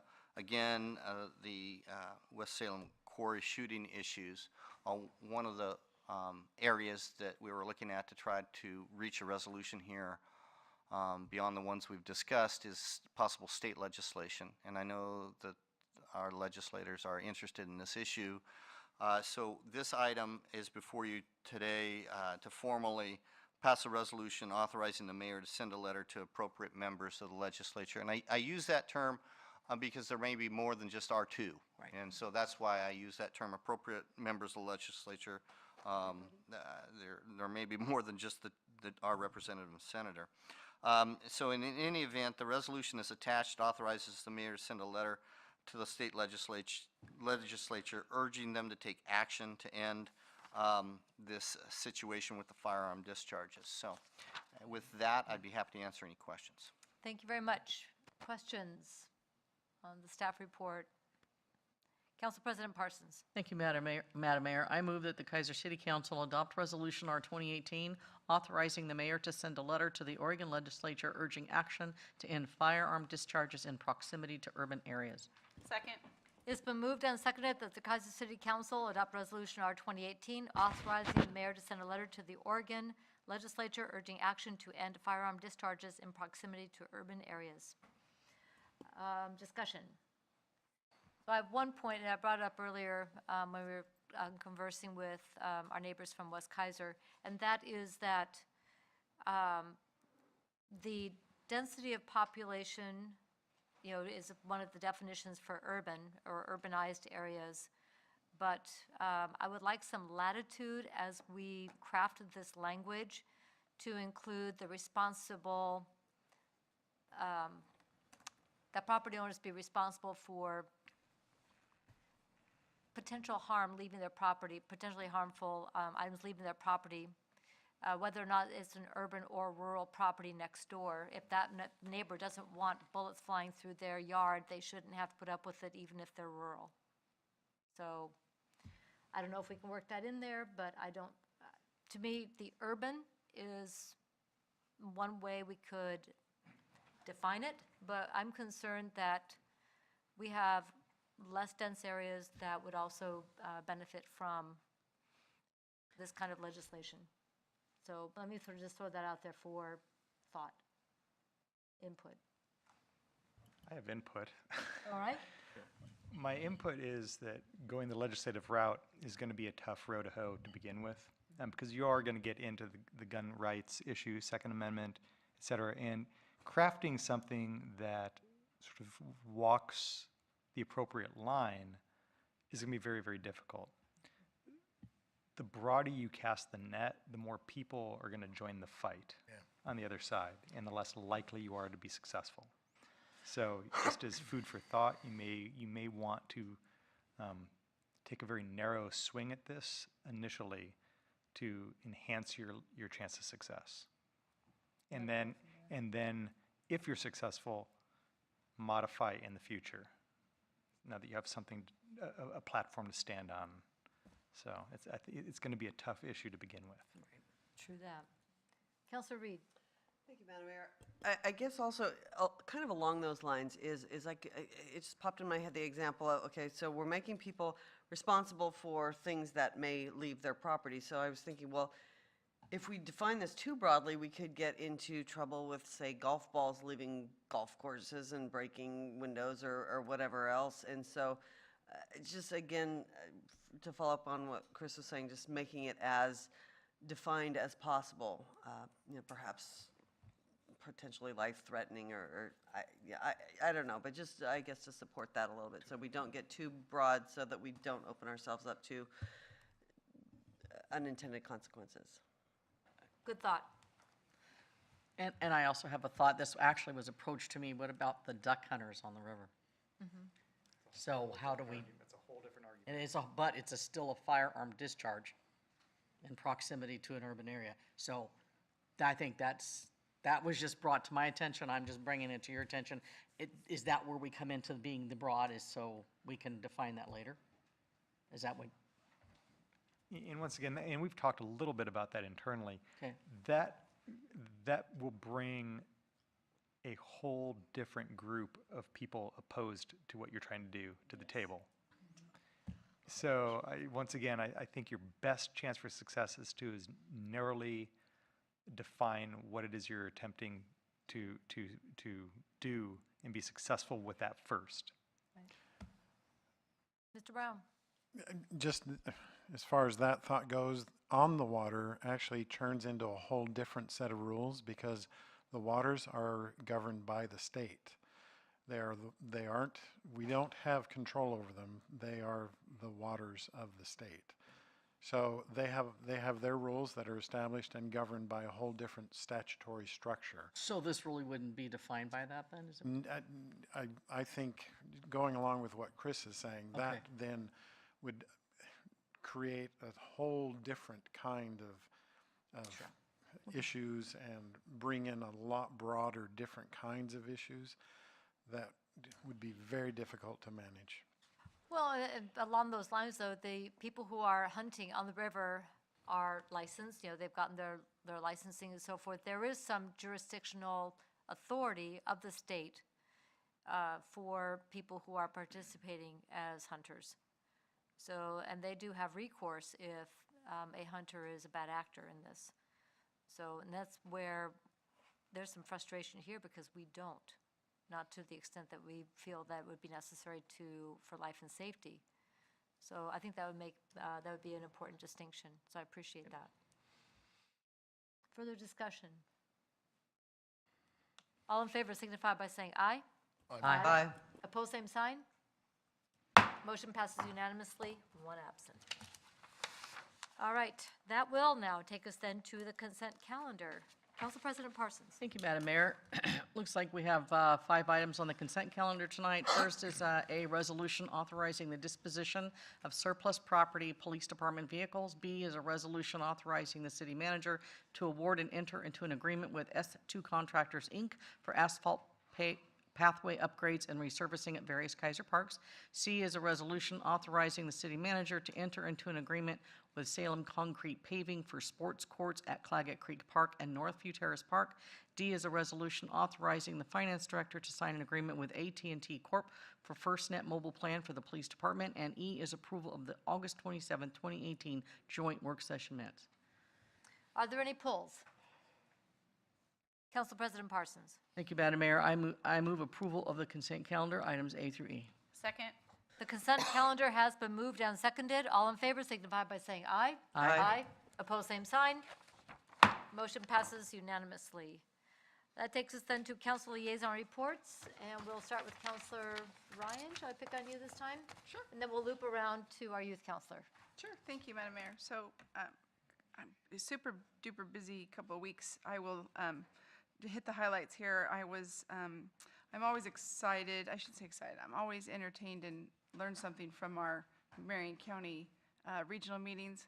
I love our discussions and their input and their involvement into our community. And of course, many of these topics did come up, so it was interesting to hear their perspective. We also did the Parks Tour, which I think is fabulous every time we do it, and I appreciate our Parks Board for that. And then attending the Kaiser Fire Remembrance tribute was amazing as always, and I think that has a large impact in our community. I think it had better attendance than we've had in quite a while. I think the weather helped out. And I just want to make a side note that there was a lot of conversation in the community regarding our new police officers and how supportive people are and excited, and people are very, very, very outspoken on how great it is. And it's nice to see that we have that support as well. Just a side note, I know it'll come up at the Transit Center. I have that on my calendar for the ribbon cutting Thursday at 2. Dearborn ribbon cutting as well, Wednesday, I believe. And No, then, it's the 28th. is it the 28th? Mhm. It's been So moved to the next- 28th, Friday, the 28th at 1 p.m. Talking about Dearborn? Yes. Okay, I have it on my date, the wrong day, thank you. And hard to believe I could get something wrong on my calendar. And then I don't know about the rest of you, I'm attending the LOC conference next week, so I'm super excited about that and getting more information to bring back to the city that will be applicable. And just a side note, Saturday, 29th on your calendars is Dutch Bros Day for CASA, which is our court-appointed special advocates. So be sure and get a cup of coffee on Saturday, the 29th. Thank you. All right, thank you very much. Counselor Freeman. Well, I have some duplicates as well. So I will echo Counselor Ryan with the 9/11 memorial. It's always nice and always touched by everyone's thoughts and comments during the day. And the JROTC young lady that spoke was very nervous to sing. Actually, she sang the national anthem and she did a great job. So she should be commended for that. I attended the Planning Commission, which you heard Mike de Blasio's summary of that. We had a stormwater task force meeting last Thursday. Last Thursday was a very busy day.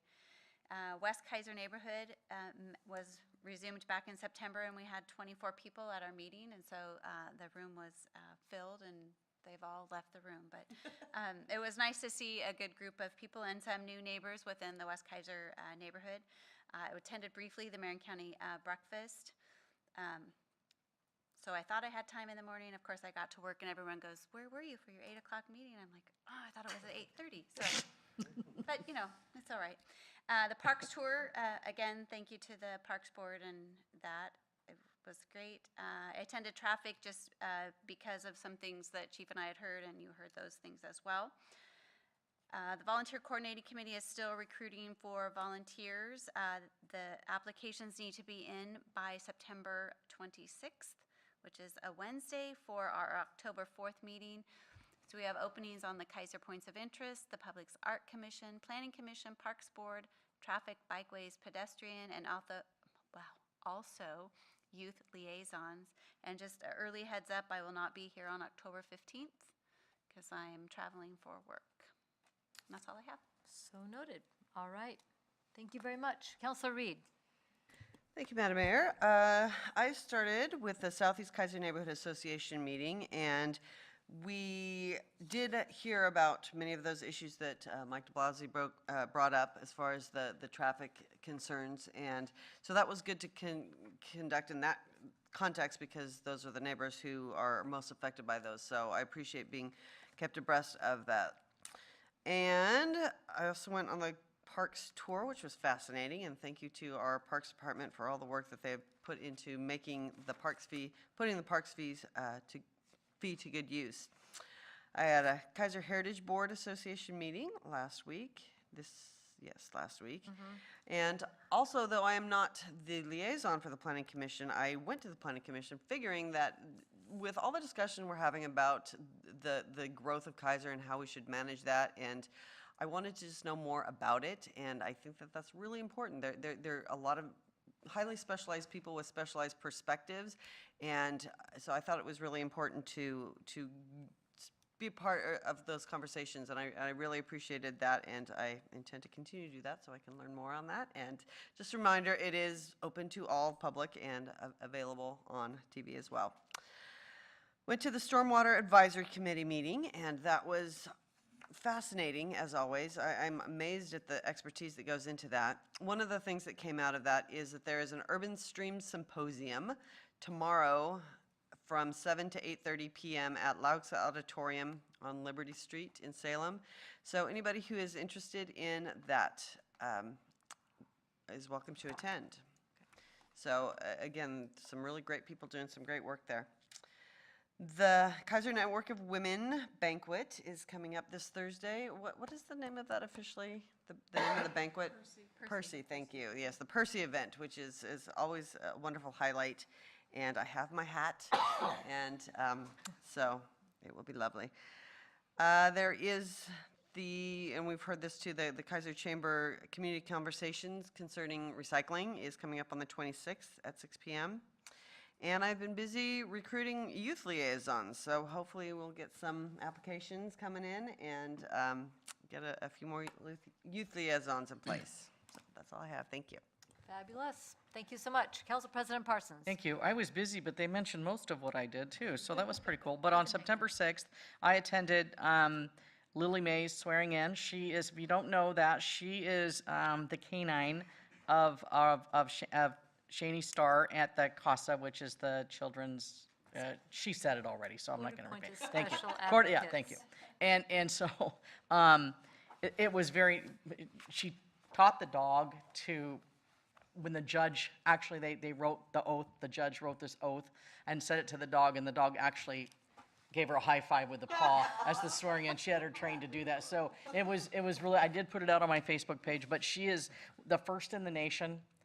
She's going to go to court with these kids so that hopefully it will relax the children, you know, because most of these kids that are going to court, you know, trauma things happen. And so hopefully this will, she's been trained to be like that therapy dog in court for the kids. So hoping for great success there. I also went to the Salem Kaiser Education Collaborative. It's Community Business Education and Leaders Collaborative. We will be meeting once a month. And we're discussing things like, you know, staying in school and attendance and what can we do to, you know, to bring up the graduation rate and what, you know, so it's kind of a lot of things going on. There's about probably, I want to say, 35 to 40 people that's on this committee. So it sounds like it's going to be a lot of great information and some great ideas coming out of the business community to help with Salem Kaiser School, so that's great.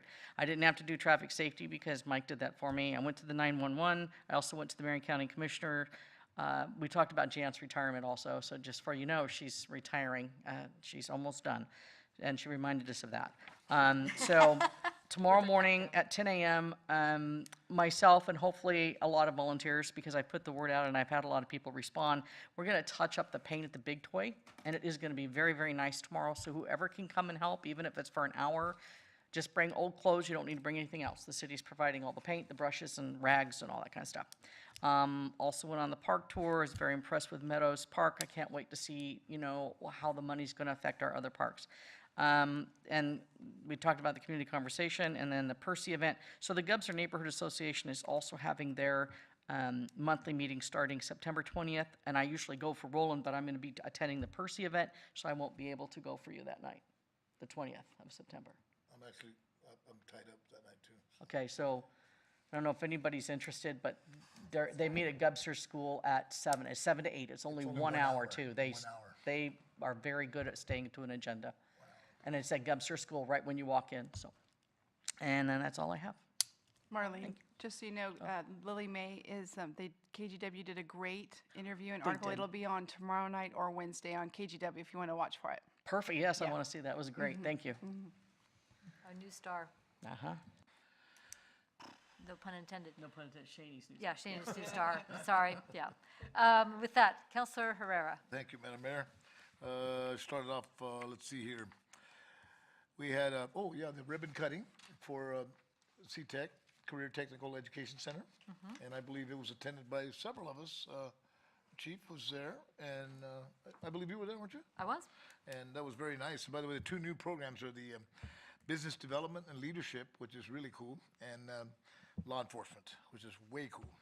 But that was, and some of you guys have already talked about the Parks Tour. That was great. And I won't try to be a duplicate here, but Kaiser United, I had that today, and that was we had members of our LAC that joined us for the first time, and we have stepped up to provide one of the lunches. We're going to sponsor one of the lunches. That was an idea we came up with to have different people sponsor lunches because somebody in our council made some good points about that, and so we kind of agree with it. So anyway, that was a good deal. Tomorrow we have CTEC, I believe. Yes. And then with I hate to say CTEC over again, but it's, you know. It's the advisory I council. also had a great event. We attended the Hispanic Heritage, being this is Hispanic Heritage Month. We attended the breakfast at Salem Convention Center, which was fantastic. We had our keynote speaker, Roy Juarez, was from my hometown of San Antonio, Texas, and his story is amazing. I mean, he had everybody in tears. It was amazing. I mean, there's a guy that went from a 14-year-old dropout south side of San Antonio, which I know that very well, that area, went on to become CEO of a organization that the business leaders that travels all over and talks about forgiveness and love. is very heartwarming. In fact, I was so touched with him that I think our LAC is going to try to raise money to bring him over for a certain event we want to have this year again. It was just thinking about it, giving me chills. Also, we had Raul Marquez talk there, Teresa Alonso Leon, and our mayor from Salem, Chuck Bennett, gave a great presentation. It was very, very heartwarming and very nice. Okay, also attended Salem. I was invited to Salem City Club, of all places, where I got to speak with, I don't know if you know who Jim Moore is. He's a political analyst from Channel 6 News. And I learned a whole bunch of cool stuff, and got to see many people. This week, McNary football had another bad, but you know what? And then, they played a very tough schedule. And this week, going to Tumwater, Washington, where it will not get easier. But I know the coaches there, Coach Alvanen and the kids have a good attitude, and they're really working hard. They're gonna do just fine. Winning isn't everything. Wanting to is, my coaches say. Anyway, also, we have points of interest coming next week. LOC conference next week, which will be down in Eugene. Candidates forum on October 11th, which I have to contact my friends from the chamber to talk to them and finalize that. Of course, our Gibber thing, we talked about most of this. Community dinner this week, Wednesday, I believe. And it's sponsored by... Next week. Next Wednesday. Oh, excuse me, it's next Wednesday, yeah. I'm getting all my stuff mixed up. And last but not least, again, think about what we talked about athletes, because I've been dealing with athletes for so long and kids, and Mike's presentation rang really good for our community because, like I say, I've dealt with kids that have gone, we've kept them in sports, so it would have been so cool, or anything, not only sports, drama, music, whatever. And it's a basic, something else that will help them, and I think our youth council will agree with me. So, thank you, that's all I have, and that's it, I guess. Thank you. All right. Well, nice segue. Let's go to our youth counselor. How are you doing tonight? I'm doing well, thank you. School's definitely starting to kick off. We're doing a lot in classes. Football and volleyball has started up. Powder Puff football has started, and their game is on Wednesday the 26th. I believe at 6:30. Admission is $5. Clubs have started up as well. McNary lost to Tualatin last week, but I've seen an active effort being made to improve. I've even seen it in class. Some of the players are carrying around their footballs in order to get a better feel for it. When it comes to recent events, there was a level 3 lockdown at McNary a while ago, I believe last Friday the 7th. It was a mix-up. Somebody had seen a kid go into the building with a rifle. Turns out it was the JROTC training, but they went through the full procedure, which has caused reviews in the procedure surrounding the JROTC rifles, and also just refresher for lockdown procedure in classes as well. When it comes to youth liaison recruiting, now that things have started settling in for school, I'm going to contact Mr. Hansen, get in contact with National Honor Society to see if any of the other members would be interested in this opportunity. I'm also considering getting into contact with FBLA and AVID, and I was wondering, are there any specific points you feel would be prudent to bring up when I'm pitching this opportunity? What a great question. From my point of view, what's in it for the student is an opportunity to participate in and learn about decision-making on a community level, and this is where the action is when it comes to self-governance. So that's why I think it's exciting, and hopefully they would too. And it also looks great on a college application. You still have to come to the meeting. Yeah, you do have to come, yes. Hey, we do good stuff. Anybody else? Add to our elevator speech. So send ideas, but also yeah, we want to hear and we want to help foster youth voice. Because that's, you're the next generation. We got to hand this off to somebody and we want you guys prepared. Thank you. All right, you bet. Thank you very much. I just have a couple of things to add. I went to the SEDCOR, which is the Strategic Economic Development Corporation Awards Luncheon. Several local businesses were honored for their innovation in technology, product development, and community involvement. So I would encourage people to go to the website, sedcor.com, to see who was honored. But I got to tell you, there are so many businesses in our community that are making a huge difference, both in their traded sectors and employment, and also as members of the community. The same day, that afternoon, I went to MWAC, which is the Mid-Willamette Area Commission on Transportation. And we're the body that is advisory to the Oregon Transportation Commission regarding transportation planning issues, safety, and also looking at how projects in our region are planned for and prioritized. So a big push from our region has always been, and will continue to be, developing projects that deliver for safety and finishing projects. One of the things that's frustrated the cookies out of me and many other people is phasing projects. And pretty much the attitude when the Oregon Transportation Commission asks, our answer is finish it. If you have a project, get it done, because it's really not much good until you get it finished. And safety. Finish them and safety, and then let's move on to some other projects that we desperately need. Went with Councilor Herrera and others to the CTEC ribbon cutting. I'm really excited about the students that are going there. A lot of CTEC students are from McNary. Way to go, CELTS. These are career changing, career developing tracks that these students are involved in, and I'm so proud of our McNary students and all the students who are engaging in the opportunities at CTEC and all the CTE or career technical education programs in our schools.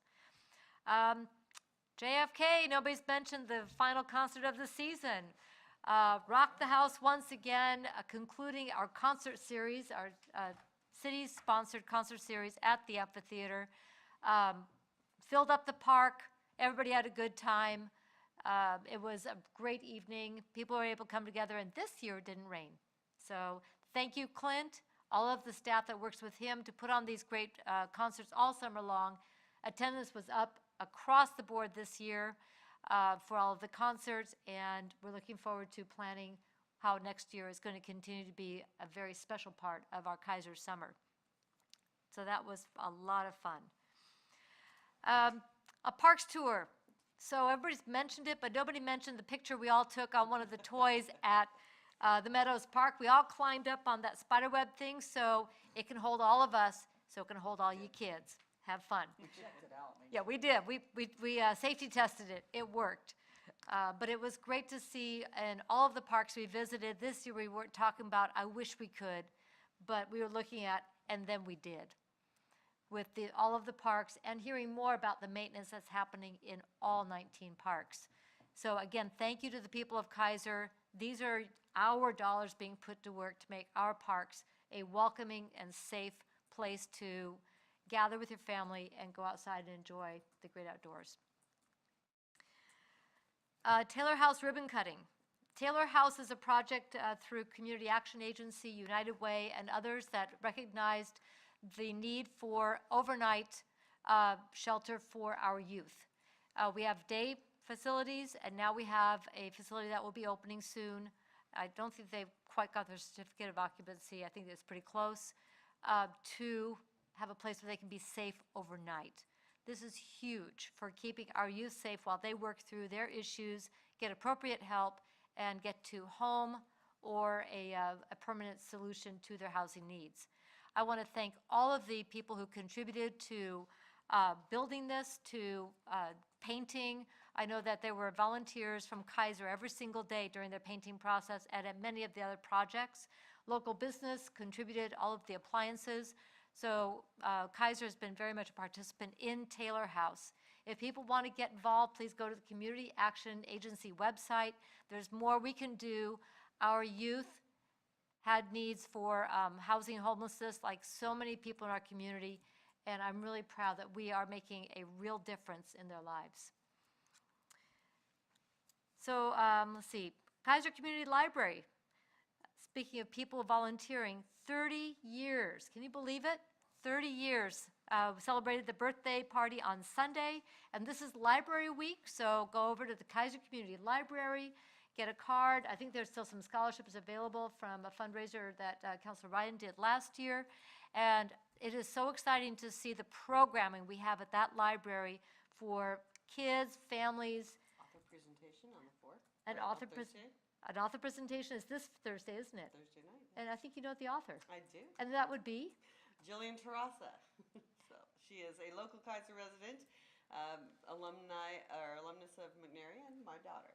I'm very proud of that. She's written a trilogy, and so she's very excited to present at the library. And what time will that be, do you know? It's 6 o'clock. 6 o'clock. So, Maybe 7. well, come early, enjoy the library. Yes. So there you go. And that's awesome. There's so many things going on year-round with our library, and I want to express a special thanks to everybody on their board and all the volunteers who make our Kaiser Community Library possible. Coming up, Councilor Herrera mentioned the CTEC Advisory Board, and then Councilor Ryan mentioned, and Councilor Parsons will be at the Chariots ribbon cutting at Kaiser Transit on Thursday. At the same time, I have a steering committee meeting for the Mid-Willamette Homeless Initiative. Hold that thought on that one.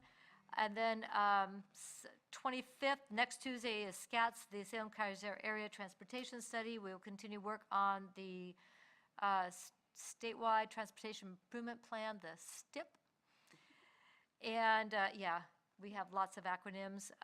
Dearborn ribbon cutting looks like it's tentative now for Friday the 28th, and I won't be here. Oh, I got that on my calendar. You've got that? Okay. Because I'm going to be at League of Oregon Cities. Along with several of us, I'll be presenting on a panel regarding city manager evaluations. Thank you for that recommendation. And also on a panel with city leaders talking about housing and homelessness on Saturday when we do a mini summit on this very important issue. Let's see, the conference, and that is it. Oh, and we also, apparently the city I'll be picking up the City County Insurance Safety Award for our staff. Well done to all the city staff for earning this once again. So I'll bring it and we'll have a picture and everything. That's all I got for right now. Madam Mayor, I think we all Yes. forgot something. It's an open house on Monday night for Public Works and the Fire Department That jointly. is the 8th. That's in October. Oh, October 8th. But thank you for Why did I- reminding me. It's because October 8th. It's October 8th, yes. And we're going to circle back to that because of our agenda input. But now, I'm going to turn it over to City Manager for other business. This time is provided to, turn it over the paper, provided to allow the mayor, city council members, or staff an opportunity to bring new or old matters before the council that are not on tonight's agenda. City Manager. Thank you, Madam Mayor. Tracy? I have nothing, thank you. Tim? Nothing tonight, thank you. Chief? Hey, if you're connected with the police department through Facebook, Twitter, or Nextdoor, next Monday, the 24th, you'll get a post from us called the 9 p.m. routine. This is something started by Pasco County Sheriff's Office in Florida. It's a very brief reminder to lock your doors, turn on your outside lights, and secure your property in order to reduce crime. I'll tell you, the vast majority of thefts from cars are from unlocked cars. You'll get a notice or a post every night next week, and everyone who shares that post will be automatically entered into a free, how do I phrase this? Automatically entered into a free drawing to win a starter pack of home security devices. So that'll just be next week. And then following that, we're going to kind of gauge how often to send this out based upon its popularity and effectiveness. So look forward to that. Thank you. Cool. Nate? The only thing I wanted to add, since, as you remember last meeting, authorization to apply for the Railroad Safe Quiet Zone. I've been in frantic mode for the past 2 weeks. But as I learned just yesterday, that the deadline has been extended because of Hurricane Florence. So we now have some additional time to work on it, to develop our application more carefully, and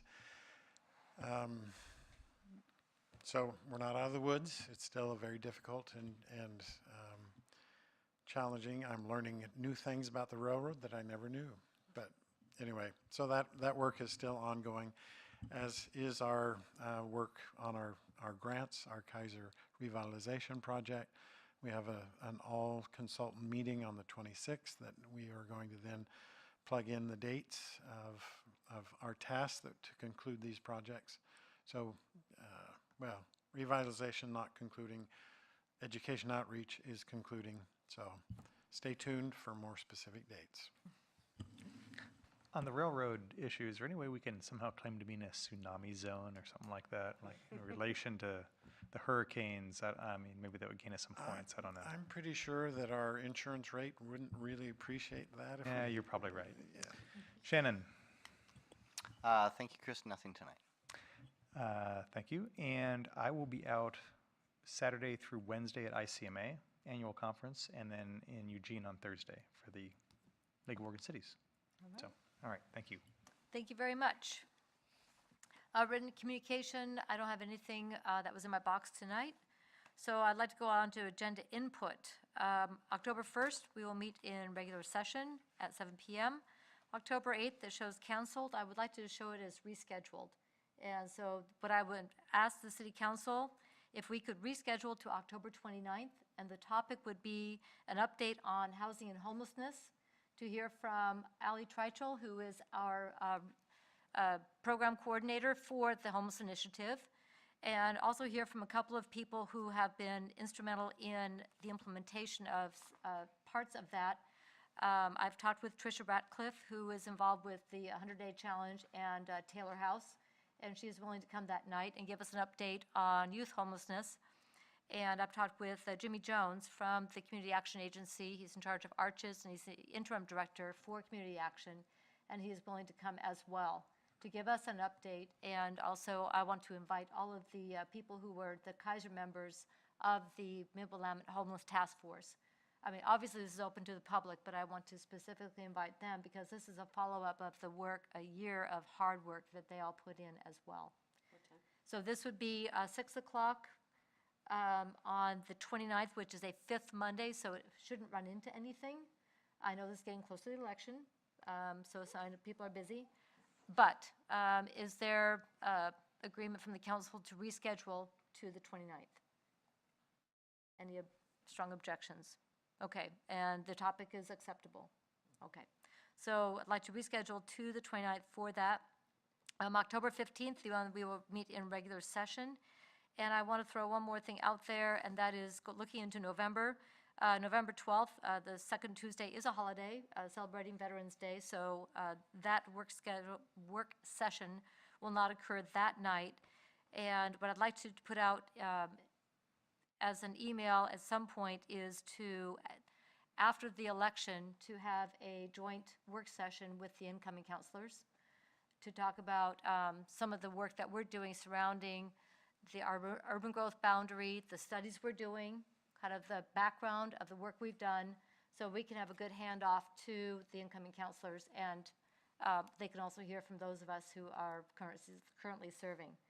When that would be, either November, December, I don't know yet, so we'll have to work with Chris and Tracy and with Nate on what that looks like. So, but that would be a run-up for the incoming counselors.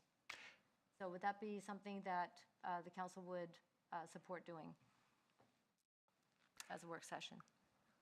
And some of that may depend upon the public meetings that will be involved in these grant projects. So there are a few things in play here. So just keep that in mind, that there is another public outreach meeting, another joint work session meeting that will have to happen on these projects. So we'll be chatting about the issue. So keep that pencil and eraser handy with your schedules, because, you know, we'll try to work around everybody as much as we can, but we know we'll try to get these things done, but also provide an opportunity for a work session into November, December. We have a work session is on the calendar for December 10th, and if that works out, great, but we have to work around this public meeting as well. So keep your ears tuned. That is all I have on agenda input. Does anybody else have anything they want to add on that regard? All right, then. The time is 9:05, and then we are adjourned.